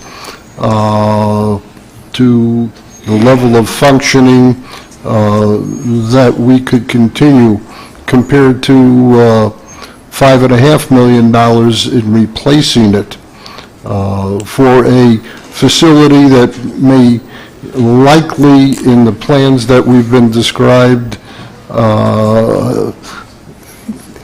it may not serve the long-term purpose. Doesn't sound like there's any room for growth in that particular concept. So I would think, give a second thought do some brainstorming on who we can get in there and what additional purposes can a good government function provide for the citizens of Oshkosh and Winnebago County in that facility. Thank you.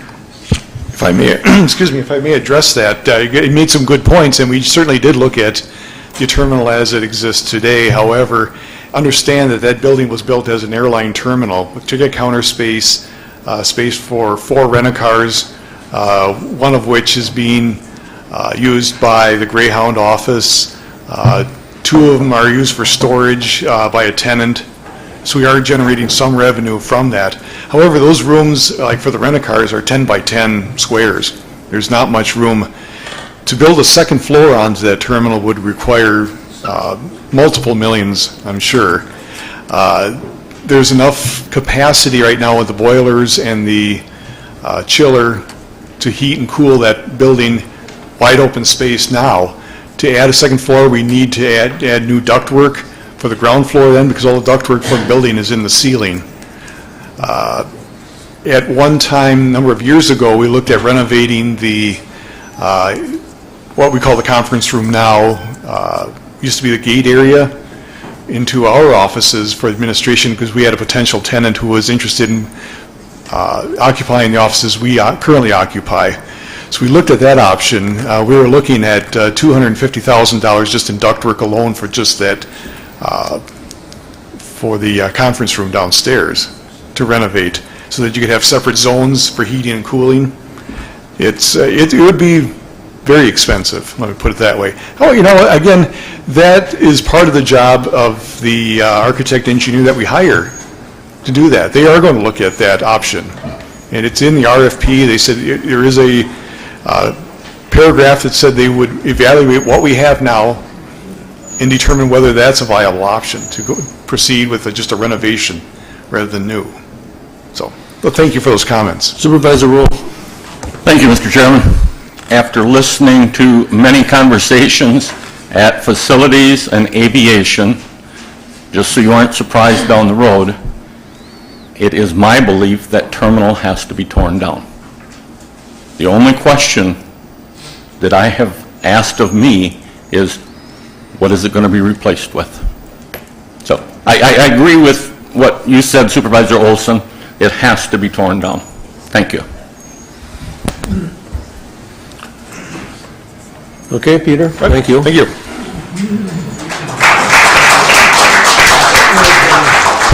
Discuss rules for appropriate use of technology during board and committee meetings and county-related issues. Supervisor Hardy. First of all, I want to say this is not the IS department's rules and regulations.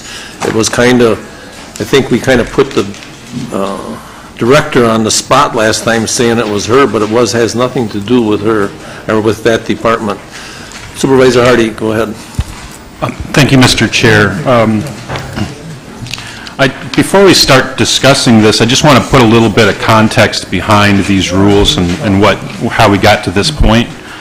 And as you just mentioned, it was not the Information Systems Committee's initiative to put the purchase of iPads in the 2015 budget. So just some background, the 2015 county budget that we approved in October included a line for the purchase of iPads for the county board supervisors. This was put in there by the chair of the county board. There was an amendment to the budget that was presented. This was amendment number 7 that was presented to remove this line. You can refer back to that. It was amendment to remove the $36,000 from the county board budget for iPads. That amendment failed on an 8-20 vote. So 20 supervisors voted to keep the purchase of iPads for county board supervisors in the budget. So then we approved the budget. Now, just to step back, the Information Systems Committee had been previously looking at the possibility of going to a paperless county board.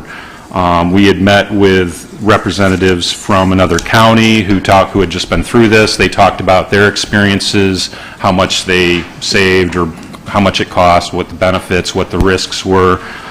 So we talked to them, and based on what we learned from their experience, we began to draw out sort of a mid to long range plan for how we could potentially go to a paperless county board. It's not just a simple matter of everybody Just having... hang on a second. Yes, Mr. Hagan? I guess a point of order, this is a presentation about the rules. I mean, we're getting a lot of history that I think we Well, he went just through. given a little background. I just want to put this in context so that we understand where these rules are coming from. The discussion about the rules is what was on the agenda, and I fear that we're going to have another discussion where we're not going to talk about the rules. You're going to be talking about the rules. Yes. So, just to go right back to where we were, we have this point in the, we have this line in the budget to purchase these iPads, but we have no idea of who owns the iPads. Does the supervisor own the iPad? Does the county own the iPad? We don't know who sets them up with the necessary software or the apps. We don't know what happens when a supervisor leaves office. Do they return the iPad or do they keep it? We don't know how often they should be replaced. We don't know what happens if a supervisor's iPad is lost or stolen. Was there security on there? Is there access to information that's not, that might be confidential? So all of these things were issues that we felt during our previous research that were important to have in place so that we understand this before the iPads are purchased. Because otherwise, we're in a situation where the county board chair has the information systems department purchase 40 iPads, and then what? Pass them out as, here's your iPad, go your merry way. So what we did is we sort of rushed through the process that we were already going through to at least get some kind of guidelines in place of who owns the iPads, how they're set up, and that's what you have before you. So if we want to, if we, as a county board, accept that we approved the budget with iPads, and then we can discuss these rules and these guidelines, and we can come back to the next meeting with actual proposed resolution for the board. If we want to discuss, and that's not what's on the agenda, but if the question is really whether we should be buying these at all, then we need a resolution to come forward to remove that line from the budget. And if that does come forward, I would very much seriously consider that. So that's all I have. Thank you. And we will be bringing that forward at the next, in the March 17th meeting. Okay, thank you.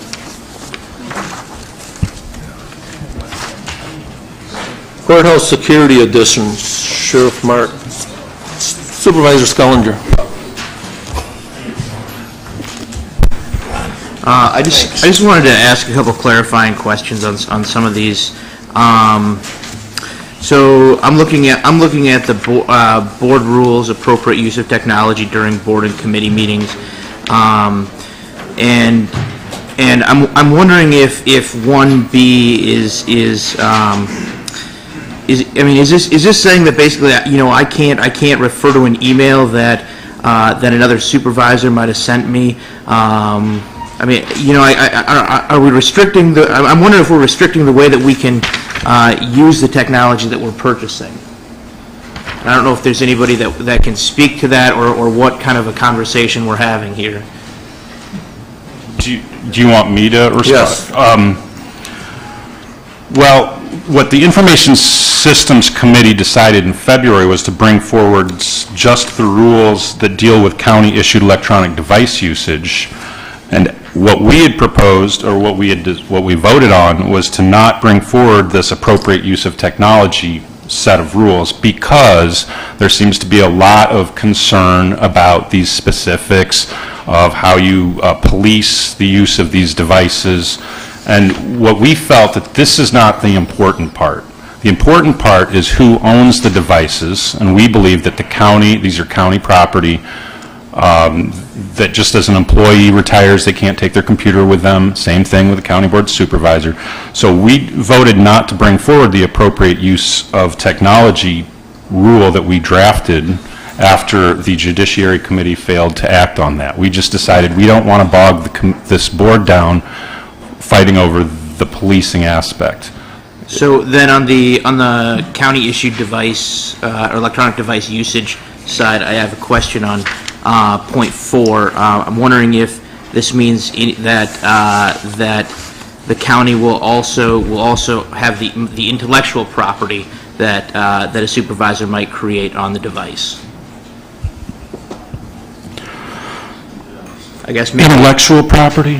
Yeah, so I mean, for example, I wrote some notes down today. Maybe I had $1 million idea, but if I did that on a device, and all that electronic data and information is property of Winnebago County, is the note that I made now the intellectual property of the county, or more more, more realistically, that I have an idea that I want to, take outside of the county, is that going to be the intellectual property of the county?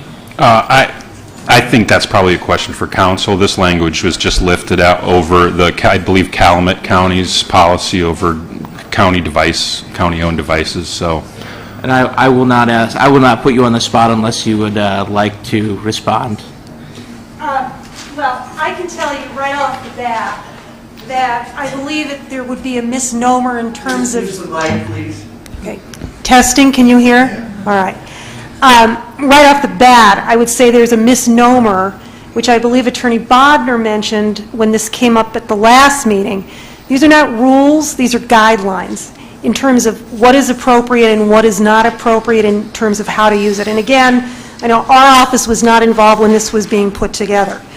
In terms of intellectual property, from what I can read, if this is for the county, and this is solely for the purpose of serving on this board, what business would someone have of putting their private intellectual property on it? It doesn't belong on that.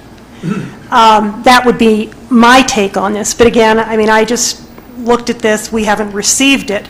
But under number 2, it specifically says anything that you're putting on this iPad appropriately is public information, unless, of course, you go into closed or executive session, and that's a whole other story. But that's my answer to you. Okay. And then I just want to comment on point 8 that I guess I'm wondering if there's a workaround because there's a lot of useful and productive apps that I use that are pay apps, and is that going to be some? I mean, how does this going to allow for that, or will it? I think that's a good question that remains to be answered. I mean, what we talked about was providing particular applications necessary, like I think it was like a Word, like an Office suite and a PDF viewer. Those were the things that were talked about because they would assist with the actual work of the county board. But like if you have an iPad and have used one, there's the technical issues of setting up an account through the App Store. Who would purchase those types of additional apps? And I would imagine it would be the responsibility of the supervisor. You probably wouldn't be able to keep it after so there's a lot of issues to go with this, which is why Information Systems Committee had been discussing a little bit of a more long-term process to put something like this in place. So yeah, that's an outstanding question. Thank you all very much. Supervisor Keel. Mr. Chairman, thank you. I have 2 things. First question, when you mentioned, Mr. Chairman, that that's coming up at the next meeting, did you mean that the proposal Mr. Hardy spoke about, or did you mean the whole question of whether we should have iPads in your budget? I didn't understand. You're going to vote on whether you want to buy the iPads or not. Well, we did that. I understand that, but I'm going to bring it back in for the simple fact that there's so much confusion on it that they can vote whether they want it or not. Okay. As to free apps and things like this, I think one thing we should do is, Ms. Todd here from IT. I had one question from where I worked and we had iPads with the school district. We were given freedom to download free apps that were appropriate, and we had freedom to do those sort of things because you can't approve every little thing and that sort of thing. Is there something with the iPads that already exist in the county's inventory that you have agreements that we can just mirror that sort of expectation? Applications? Yeah. No, they're individual depending on how you use them. So it's not across the board. And it would be, they would be locked down from what I would understand. Okay. I mean, just because we work on viruses, we work on our network down, so those are very important things that we need to consider. Okay. All right. And I would add, too, that if you have any concerns or questions about some of the things that were kind of said here, I think a lot of this can be aligned with what exists for those inventories, is what I understood. In the committee, when we asked the responsible question of what kind of tablets would you purchase, the department does, as I understand, have a number of iPads. That's what we were made, and that's what kind of led us to Apple's reputation, but as well as these already exist with IT. They service them, they push out antivirus. So we were thinking that that brand and that sort of thing made the least amount of disruption. That was kind of why we came to that. As far as questions about individual rules, I think that these are worthy of discussion, and we could also align them with what legal would suggest. And that's all I have for now. Supervisor Eisen. Thank you, Mr. Chairman. I'd like to address the appropriate use of technology during board and committee meetings. Item number 3. I'm a little bit revulsed when it says a violation of these rules result in censure by the county board. That's a pretty severe expression, at least to my vision. I'd rather see something there result in a fine from the chairman, perhaps $50 or $100. But to say censured by the board, that just rips my gut apart.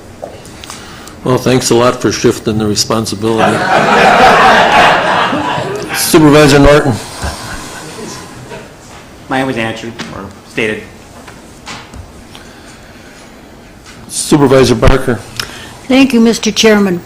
I have one very simple thing to say, and I've said this to several different times before.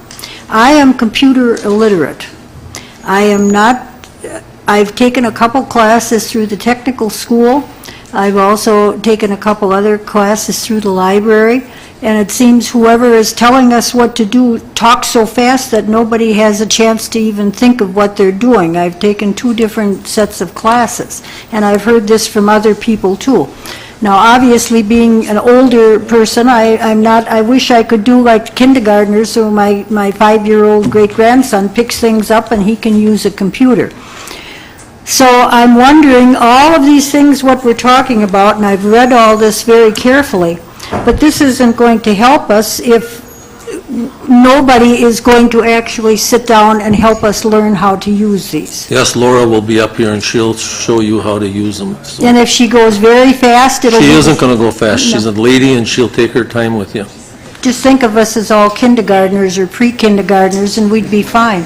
I'm not stupid and I can learn. I mean, I've had good classes all my life, but it just seems something that when everybody goes so fast, you don't have time to take notes or to keep track of what you're doing. So this is my fear with this. I don't know how many people here are the same as I am, that they're not what I would call computer literate. We have to know what we're doing first, the same as you can't give a person a pen if they don't know how to write the alphabet. And I think it was the intent of a group of them that will continue to receive the paper form until it gets going and until they work with you or something. But Supervisor Smith. Yes. Yeah, in response to Supervisor Barker's question on that, for up until the time they become completely literate with the iPads, they will have the availability of all the papers, publications that are needed. The idea of having these rules brought forward before a purchase of any of the electronic communication equipment is that so people know as we develop each group of people in their usage, and we'll take the time it needs to people to become comfortable with it. It's some people will be able to gather right away. They'll be able to help the others that need a little more time. But we will do it at the pace that's required for the people to understand what they're using. And until that time, there still will be the paper available. The end result is that once people use these on a regular basis, and the vast majority of people eventually will be using them, these rules will be in place for that purpose. The idea of having the rules up front is that as they use them, they know what their responsibility are as far as the equipment is concerned. On the other hand, once everybody starts using them, the ability to go totally paperless, to be able to use the electronic equipment and everything that's available, and anybody that's using it now can tell you, we will be able to be much more efficient as an entity of county government, in as much as we will have all the information available at our fingertips.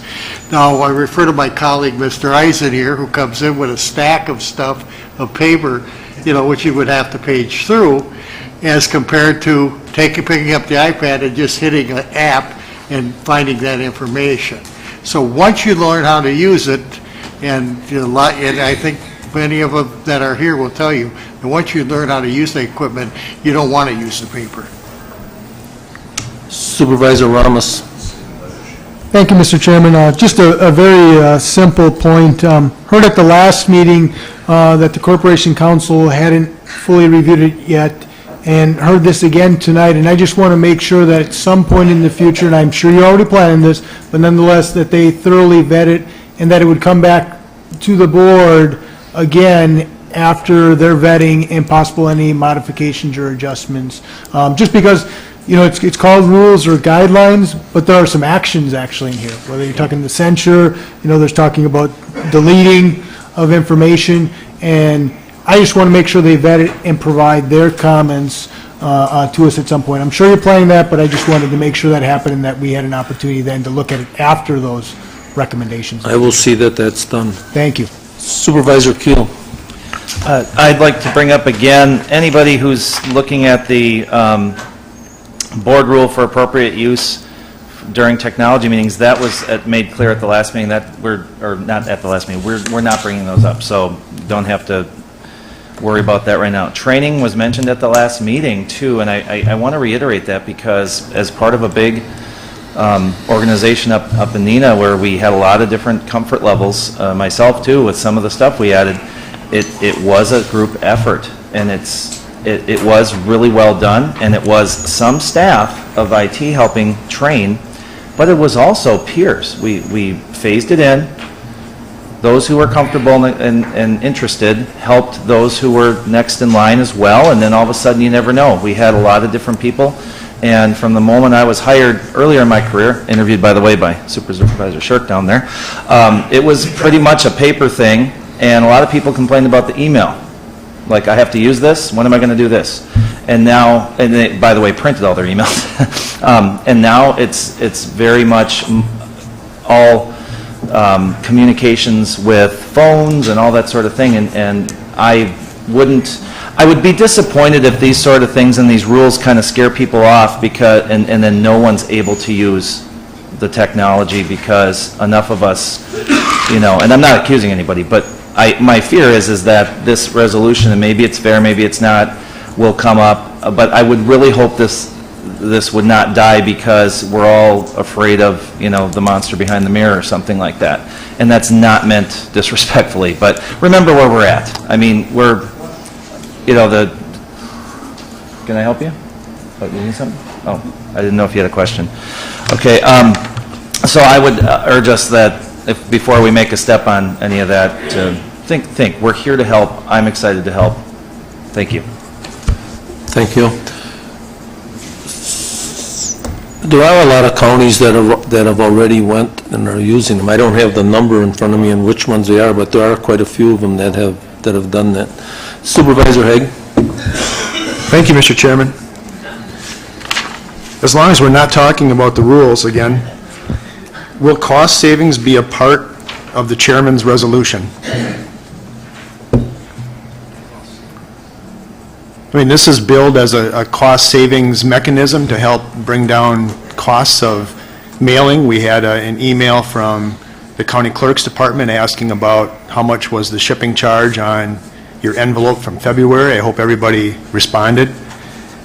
A supervisor asked about potential cost savings. during the last meeting, what's the return on investment? How many supervisors need to actually utilize a device to obtain a break-even point?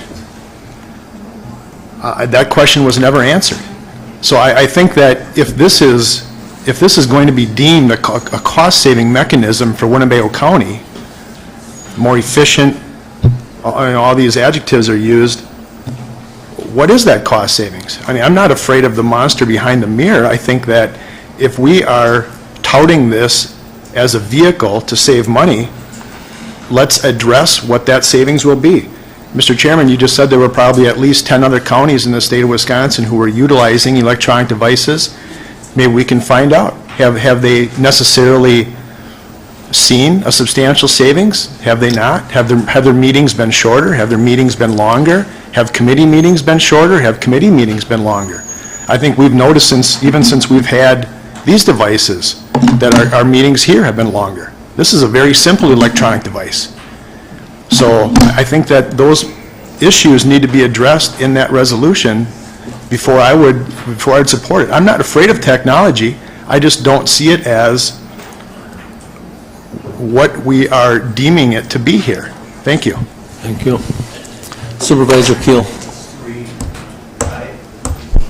Okay. I know that email did go out to several of us. Did everyone get the email with the clerk? Okay. Maybe we can get that resent out. I know some of us that had asked the clerk got that, so maybe make sure everybody does. To be fair, you can't say it's going to be a cost-saving device right away, and I guess each supervisor has to ask, when do you feel that should be a good break-even point?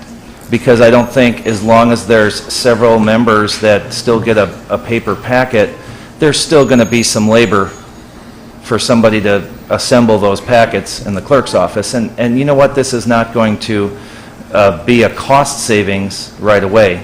And there should be those concerns put to rest, like Supervisor Haig did say. However, going forward, within 2 years from now, I would presume that many more people than you would consider would be using these devices. Now, I don't have any incremental data for that. I have just seen it in action in certain ways in different parts of things I'm involved with, and I'm sure you're all tired of hearing about that. But you do have to take a first step, and these things do save time.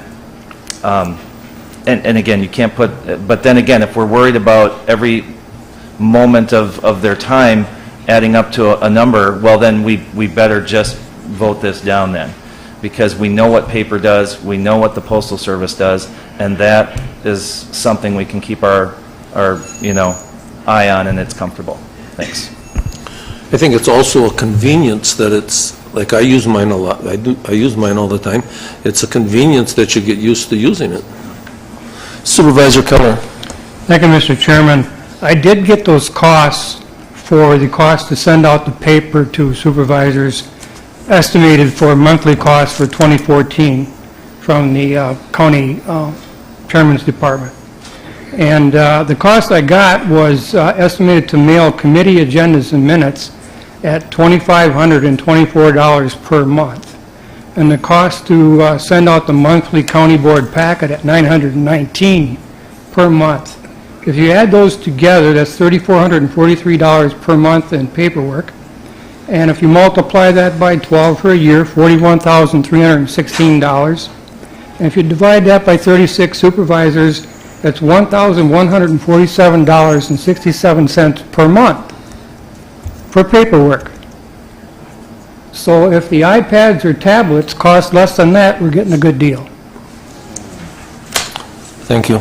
Supervisor Smith. Just one thing I would bring out on this is that once the iPad, it's efficiency.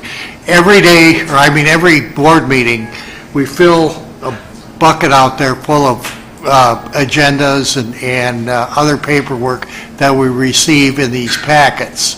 Once we go to the iPads, not only will we not have to worry about dumping the paper, but we'll be able to go back to previous meetings, previous pieces of information that we had thrown away with the paper. It's always there in the electronic universe for recovery. So when somebody has a discussion of something that happened 2 or 3 years ago, they can pull it up and find out exactly what was there. Supervisor Wingo. Thank you, Mr. Chairman. Once again, Mr. Smith just shocks me. Mr. Smith from Neenah, the paper capital of the world, wants to save paper, get rid of paper? That's almost un-American. Okay, we will move on. Courthouse security, Sheriff Motz.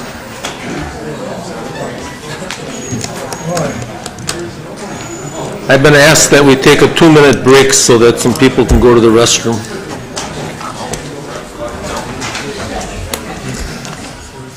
We're taking a 2-minute break.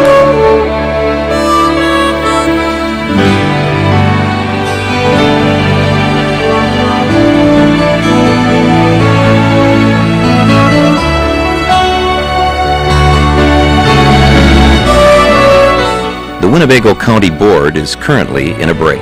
Please stay tuned for continued coverage. For broadcast times of local government meetings, check our website at oshkoshcommunitymedia.org.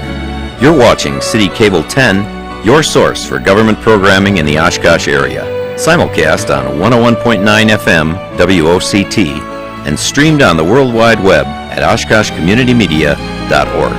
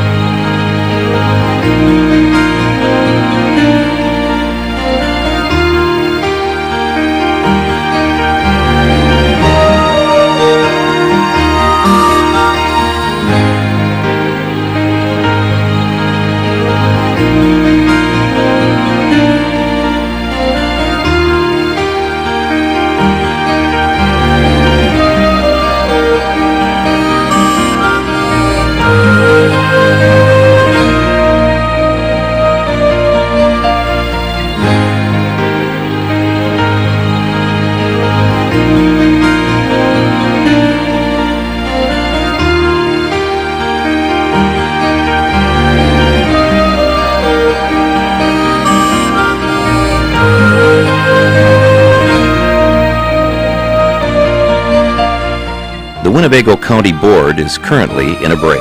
Please stay tuned for continued coverage. For broadcast times of local government meetings, check our website at oshkoshcommunitymedia.org. You're watching City Cable 10, your source for government programming in the Oshkosh area. Simulcast on 101.9 FM WOCT and streamed on the World Wide Web at oshkoshcommunitymedia.org.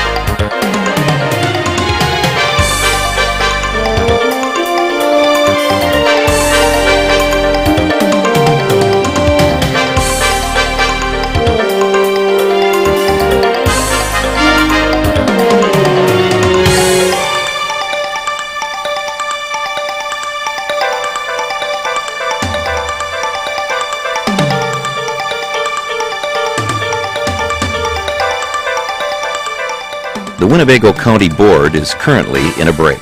Please stay tuned for continued coverage. For broadcast times of local government meetings, check our website at oshkoshcommunitymedia.org. You're watching City Cable 10, your source for government programming in the Oshkosh area. Simulcast on 101.9 FM WOCT and streamed on the World Wide Web at oshkoshcommunitymedia.org.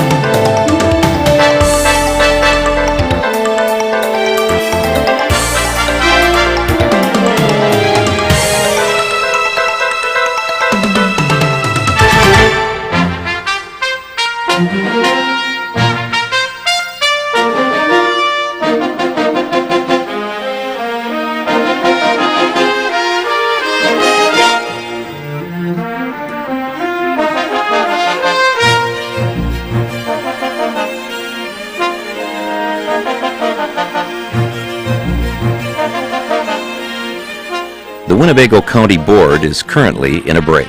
Please stay tuned for continued coverage. For broadcast times of local government meetings, check our website at oshkoshcommunitymedia.org. You're watching City Cable 10, your source for government programming in the Oshkosh area.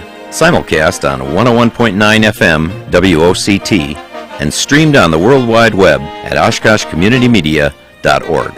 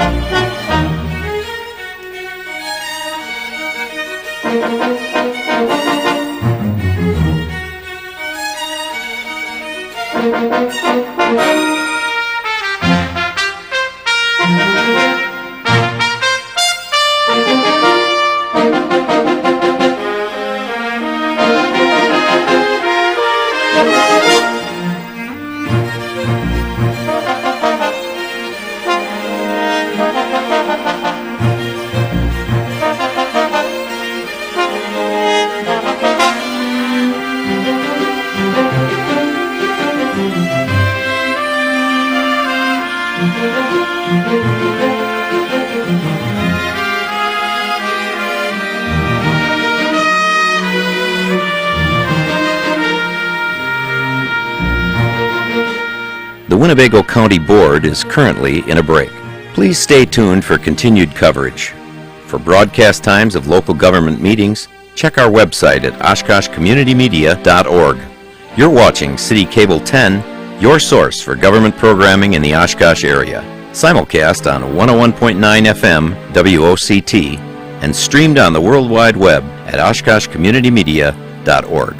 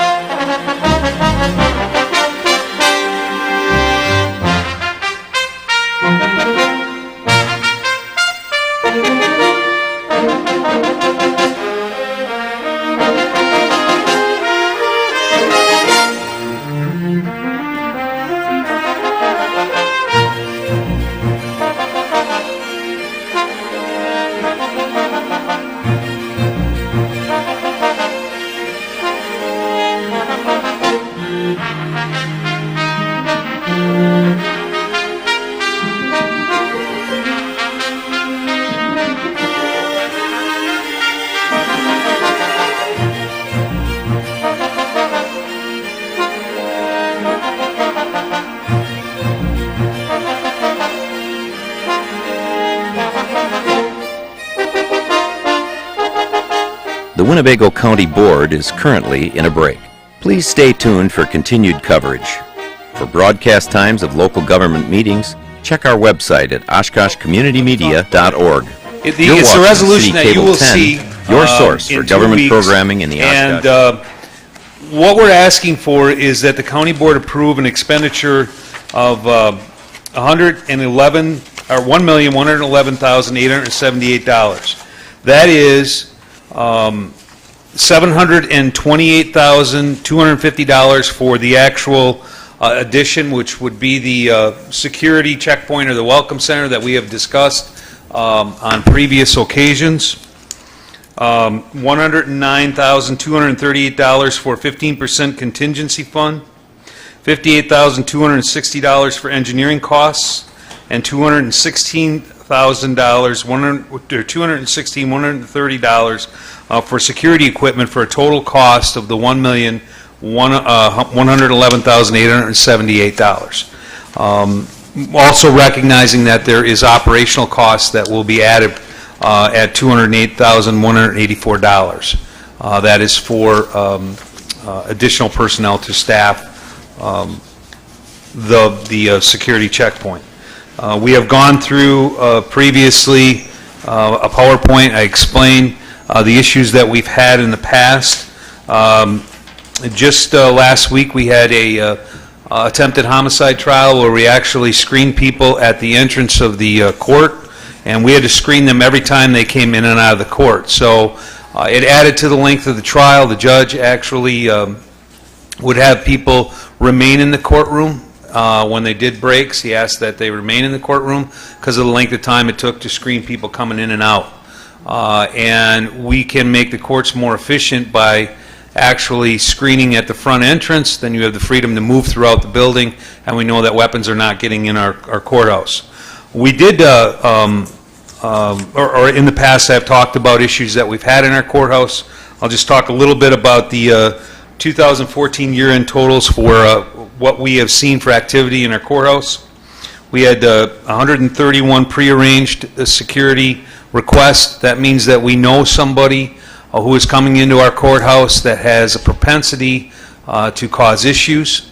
So we have 131 of those. We had 241 phone requests where we've asked for immediate, or the courts have asked for immediate or direct call for deputies for issues that are occurring. We satisfied 35 warrants. Somebody came to court and they had an actual active warrant, and we took 282 people into custody.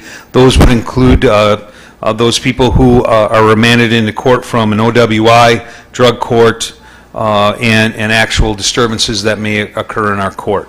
So that's what we're encountering now. What we want to do with the security checkpoint is focus on no weapons in our courthouse. I can't ensure that we don't have weapons in the courthouse right now. And the only way to do that is through that checkpoint.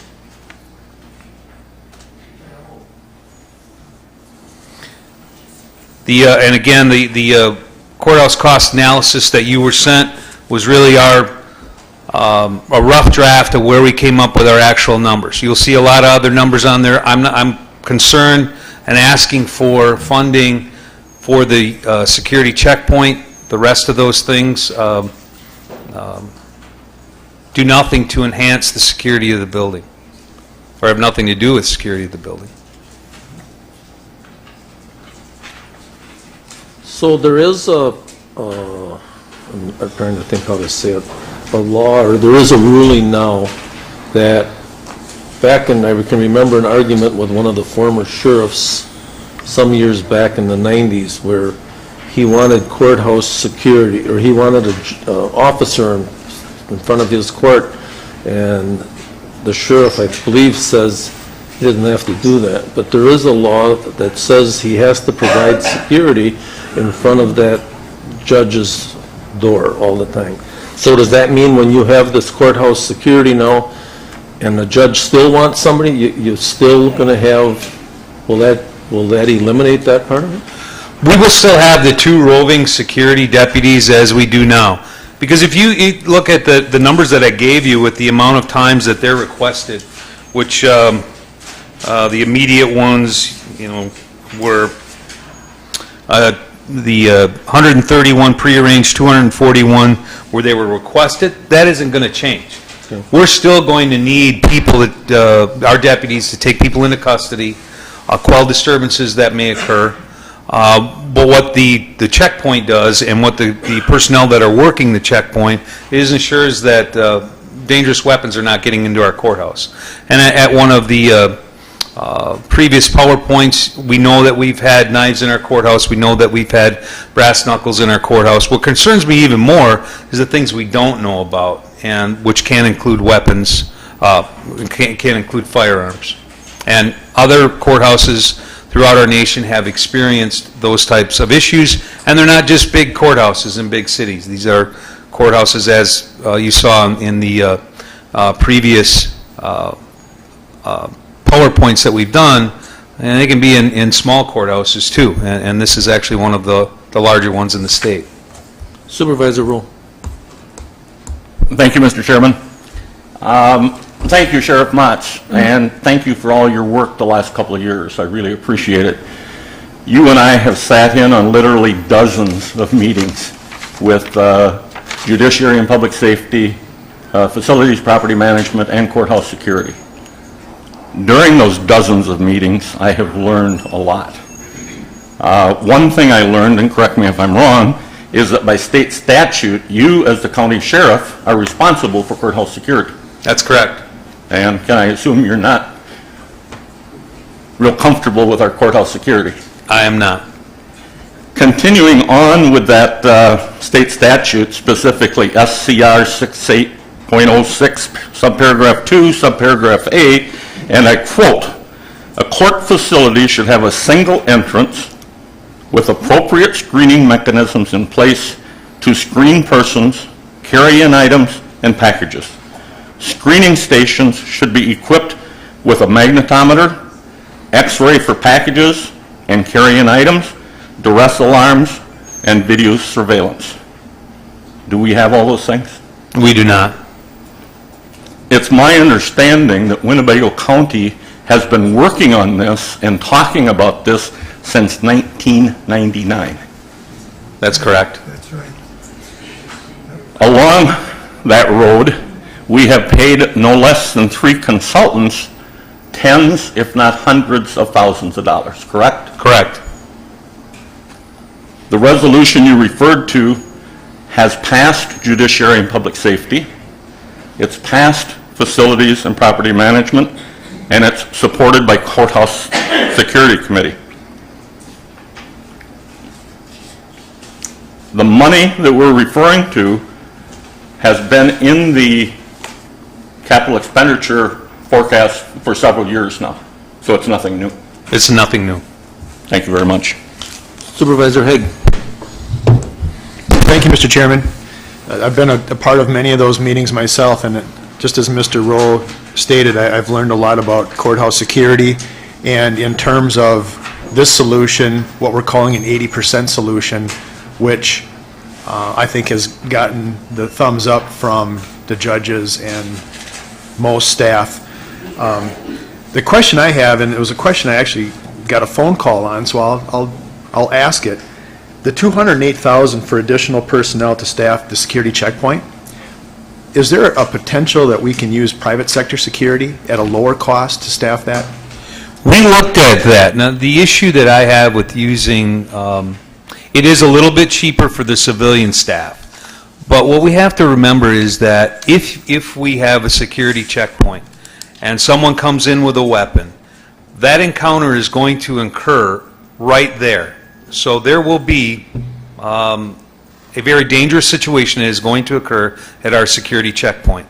I'm not comfortable having someone that I have not trained, that doesn't meet our level of expertise and training, that doesn't understand what less lethal options are available to them, that isn't trained in de-escalation techniques.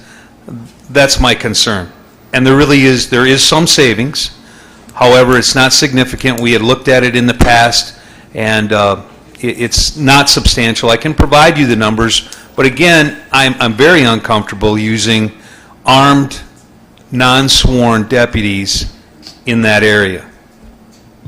Sure, I guess just a follow-up question. Are most of these private security firms, their personnel consist of retired or off-duty police officers who are sworn and deputized or still hold certifications, et cetera, where it might be, they may have that de-escalation training? Or I'm just asking these because I was asked the question specifically, so I would like to know more. Maybe you could touch base with me or send me an email and let me know. Well, I can tell you that that the armed security personnel that I have dealt with, I do not know them to be certified law enforcement, because in the state of Wisconsin, you have to be employed by a law enforcement agency in order to be certified. Most agencies do not allow their deputies to work off-duty because of liability issues. So these would be individuals that may have some training, but I can guarantee you they don't have the level of training that our deputies have, and the equipment that we have. As we've seen in the recent events, having the ability to talk to people, the ability to de-escalate, the ability to use less than lethal tools is very important, and you wouldn't have that with security. Sure. I guess the last question, Vice Chair Rose, since you had the statute out there, does it say anything about statutorily that the security checkpoint needs to be staffed by deputies of that municipality? I've read it a couple times. I honestly don't remember that. If you want to look it up, it's SCR What'd I say? 68 something. 68.06. Thank you. Supervisor Norton. Thank you, Mr. Chairman. A couple questions.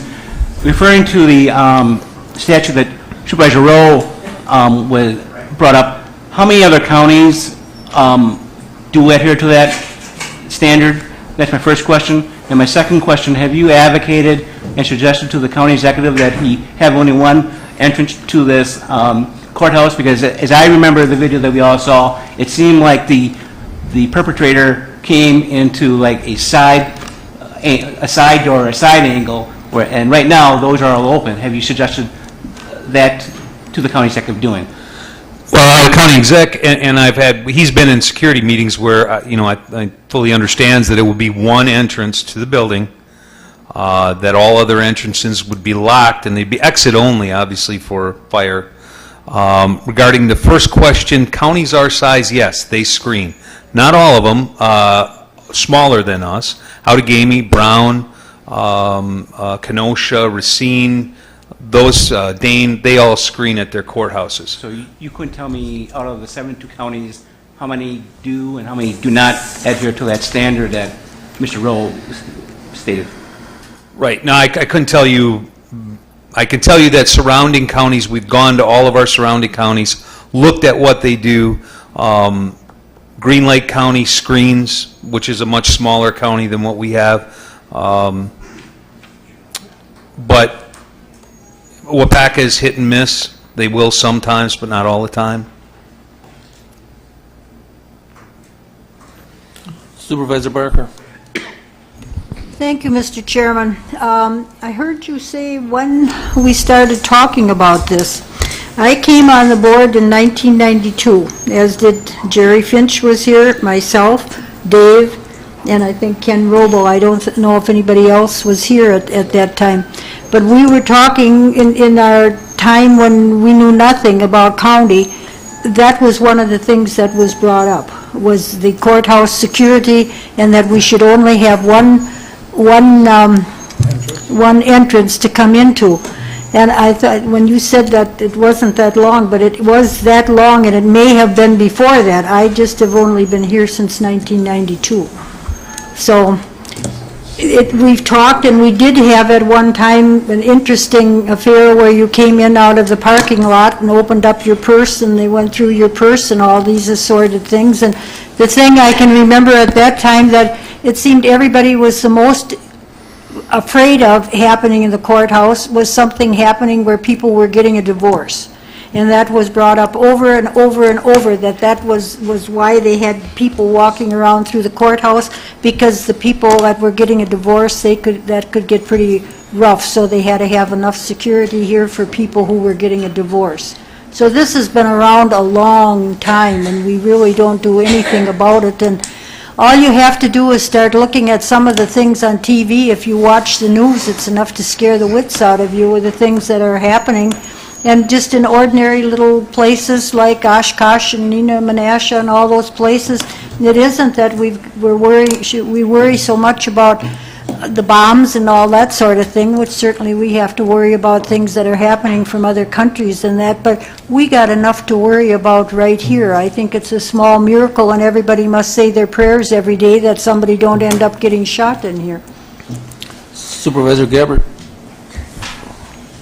Couple of items. We only got one handout tonight, which was this, so Yes. when you started spieling all that stuff out, we didn't have any of that, so how many people are you, for that 208,000, how many new personnel is that? That's two part-time deputies and 2 civilian staff. Civilian staff would run the magnetometer and the screening, also monitoring the cameras that are part of this. The deputies, there'd be one down there that would oversee and deal with individuals that are coming into our building. We want to make that deputy as available as possible to deal with any issues that can arise, because we will have the ability to close the building, to lock the entrance, And again, that, whatever's going to happen will happen in our security checkpoint, and that person is not going to get into our building and not have access to all of the visitors and the individuals that work here. Is it true that the deck has to be repaired first before we can do the Welcome Center? I believe it's kind of going to happen at, we can prepare. Or at the same time? Yeah, not necessarily at the same time, but we can prepare for the Welcome Center when the deck is being repaired. Okay. And you already talked about the entrances, everything's going to be locked for egress, but then they still would be an exit, right? Correct. So anybody coming to the courthouse for any non-court situation would go through the security also? Yes. Somebody paying their tax bill, somebody getting a marriage license, somebody getting something from the Register of Deeds, okay. Yes. Does it seem logical to you that we should get maybe some of those things out of this courthouse then? Well, So that the average Joe could go somewhere else instead of having to go through security? we had talked about that. Our main concern at this point is to get this building secured, and then we will work on if there's a need to Movement? take care of that. Okay. And incursions, when you talked about all the situations that are happening, what do you see as the worst situation for someone coming into this courtroom? Who would be like the most angry person? What kind of situation? I don't think it's divorces, but I'm thinking it's something else. What do you think it is? Well, I think... From your background that you gave us. Right. Any family situation that we have, to include divorces, child custody, they're volatile. They're highly emotional, and things happen at those types of events. But then we also have victims. We have victims' families. We're dealing with people that are mourning for one of their loved ones, and it's clearly at the hands of the defendant. And those are highly volatile situations as well. We're still going to have those instances where we have to make arrests and where we have to restore order. But if we can keep weapons out of the courthouse, it's certainly, the lethality of that is reduced to almost nothing. So you're saying if we do this courthouse security, 100% sure we'll keep weapons out of the courthouse? I can't 100% ensure anything Milwaukee County Jail had a handgun get into their jail. Okay. But I can almost guarantee it. Certainly, we will go to great lengths. And then, can you give me again what you thought the cost was going to be? Is it that, it's not that 11, right? What is it? No. It is... 1 million something, you said, I think. The total cost is $1,111,878. And time frame for getting this done, what do you think that is? I'm going to have to defer to Mr. Elder. There'll be some Okay. engineering things that have to occur. As usual, it's a process. Right. Okay, thank you. Supervisor Finch. Thank you, Mr. Chairman. I'm going to support this when it comes through. I truly feel that we've been very fortunate and blessed that nothing really serious and major has happened here. I didn't realize it was 1992, though, Nancy. But anyway, no, I feel that every time you turn around right now on TV or the paper, somebody's shooting somebody. We're down in Florida, when it wasn't as much shooting now, it was parents throwing their kids off out of the windows. But anyway, the point is, it's violent. And if we can provide safety, not only for the judges, but for staff and people coming in here, that's part of our responsibility. Plus the fact the sheriff just told me we get to keep our room here. We don't lose it. So therefore, it's on record now, John. But anyway, I'm definitely going to support this. Thank you. Thank you. That's it. Thank you. Thank you.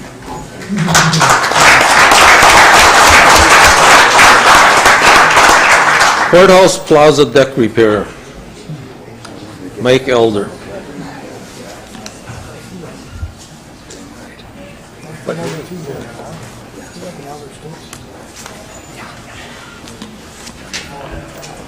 Good evening.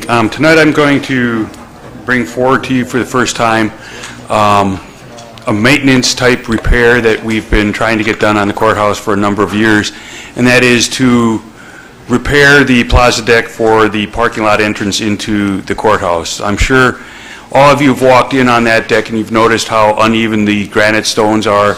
You've probably seen the sandstone deteriorating on it. We've been trying to get this fixed for a number of years. It's been deferred for a number of reasons. It's come to the point now where we have to do this. We're starting to do some significant damage to the building. Just this past year, the Sheriff's Department had one of their vehicles in our Sally Port, and because of the water damage, we had a chunk of concrete land on the car hood. So we can't wait any longer. We've gone out, we've had some people take a look at it, and we've come up with the probable cost of roughly $865,000 to do the repairs. It started out at $600,000 about 10 years ago, and we've had more damage occur over the time, inflation over the time. If we wait much longer, the damage will be worse, and the cost will just go up more. In the packet, you had a couple pictures of some of the damages that we've seen. The project would entail lifting all the granite blocks, cleaning the substructure, putting down new waterproofing, relaying the granite blocks, and then restoring the sandstone surfaces that have cracked and spalled with either new sandstone blocks or by being able to repair them with some sandstone mixture mortar and bringing it back to the grand appearance that it was back in 1938. Basically, we've done minor maintenance work for it for the last 80 years, and just for comparison, just for us to get somebody to re-caulk the joints there came to about $64,000. So if I can't do the whole work, I'll have to do a temporary repair, which will be a significant cost anyhow just to re-caulk the joints. And it won't do anything for the sandstone deterioration. I guess I'll answer any questions. Supervisor Smith. Thank you, Mr. Chairman. We jumped ahead of me on that one. If we do everything now and get it started, how soon can we get started to get the Welcome Center and that repair, everything done? How soon can we start? I'd probably say be between 12 and 18 months to get it all done. Thank you. Supervisor Eisen. Thank you, Mr. Chairman. Mr. Elder, will we remodel the courthouse? Will we remodel the courthouse? There are things that we need to do to the courthouse to keep it up and keep it going. If you take a look at it, we've got 1938 boilers that used to burn coal, then were modified to burn oil, now they're modified to burn gas. So it depends on if you're talking about modernizing the building to try and make it more efficient, then yes, we'll have to remodel the courthouse. If you're talking about moving departments or anything, that's a whole nother discussion that I'm not prepared to answer right now, because it's been all over the board. The relevance of my inquiry is we're proposing to narrow the entrance to the building to reconstruct the plaza, and then we're contemplating making remodeling of the interior. It doesn't seem logical to cut off your entranceway for your remodeling equipment and labor. It doesn't seem sequential for accomplishing the goals of what needs to be done inside by doing the outside work first. Is there any conflict? Am I thinking of this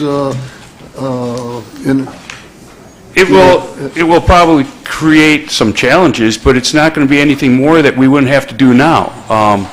if we were going to do a wholesale type of remodeling for the courthouse, we would have to make accommodations for maintaining the security with the courthouse, with the departments and the courtrooms and the services going on now.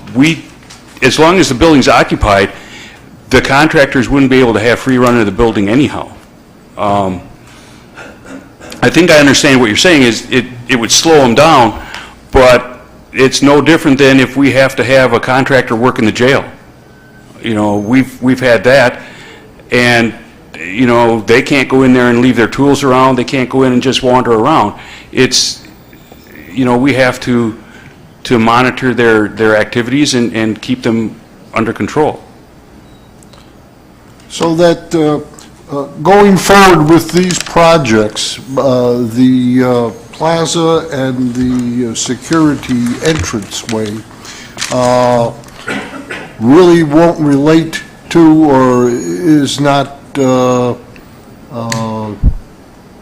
function of the remodeling? No, they're three separate projects or multiple different projects. Right now, we have no remodeling plan for inside the courthouse. Okay. Supervisor Rowe. Thank you, Mr. Chairman. I am holding a resolution that will come to P&F on Thursday, and hopefully later this month will come to the full board. I have to admit, I wish I had written it. I didn't. But here's basically what it says. The Winnebago County Courthouse was built in 1938. The plaza deck of the Winnebago County Courthouse has been exposed to the elements, and the plaza deck has deteriorated and requires repair. The deterioration is causing damage to the courthouse building itself, and the Winnebago County Courthouse is listed on the National Registry of Historical Buildings and a significant example of Art Deco architecture of the 1930s.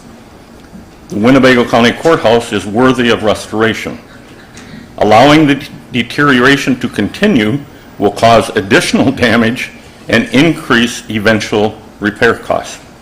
The Winnebago County 5-year capital improvements plan includes this project to address these problems. This project will repair the damage and prolong the life and viability of the courthouse. Thank you.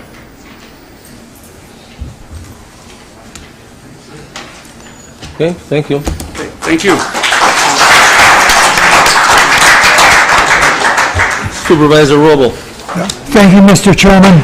I'll move that we adjourn until Tuesday, March 17th. We are adjourned.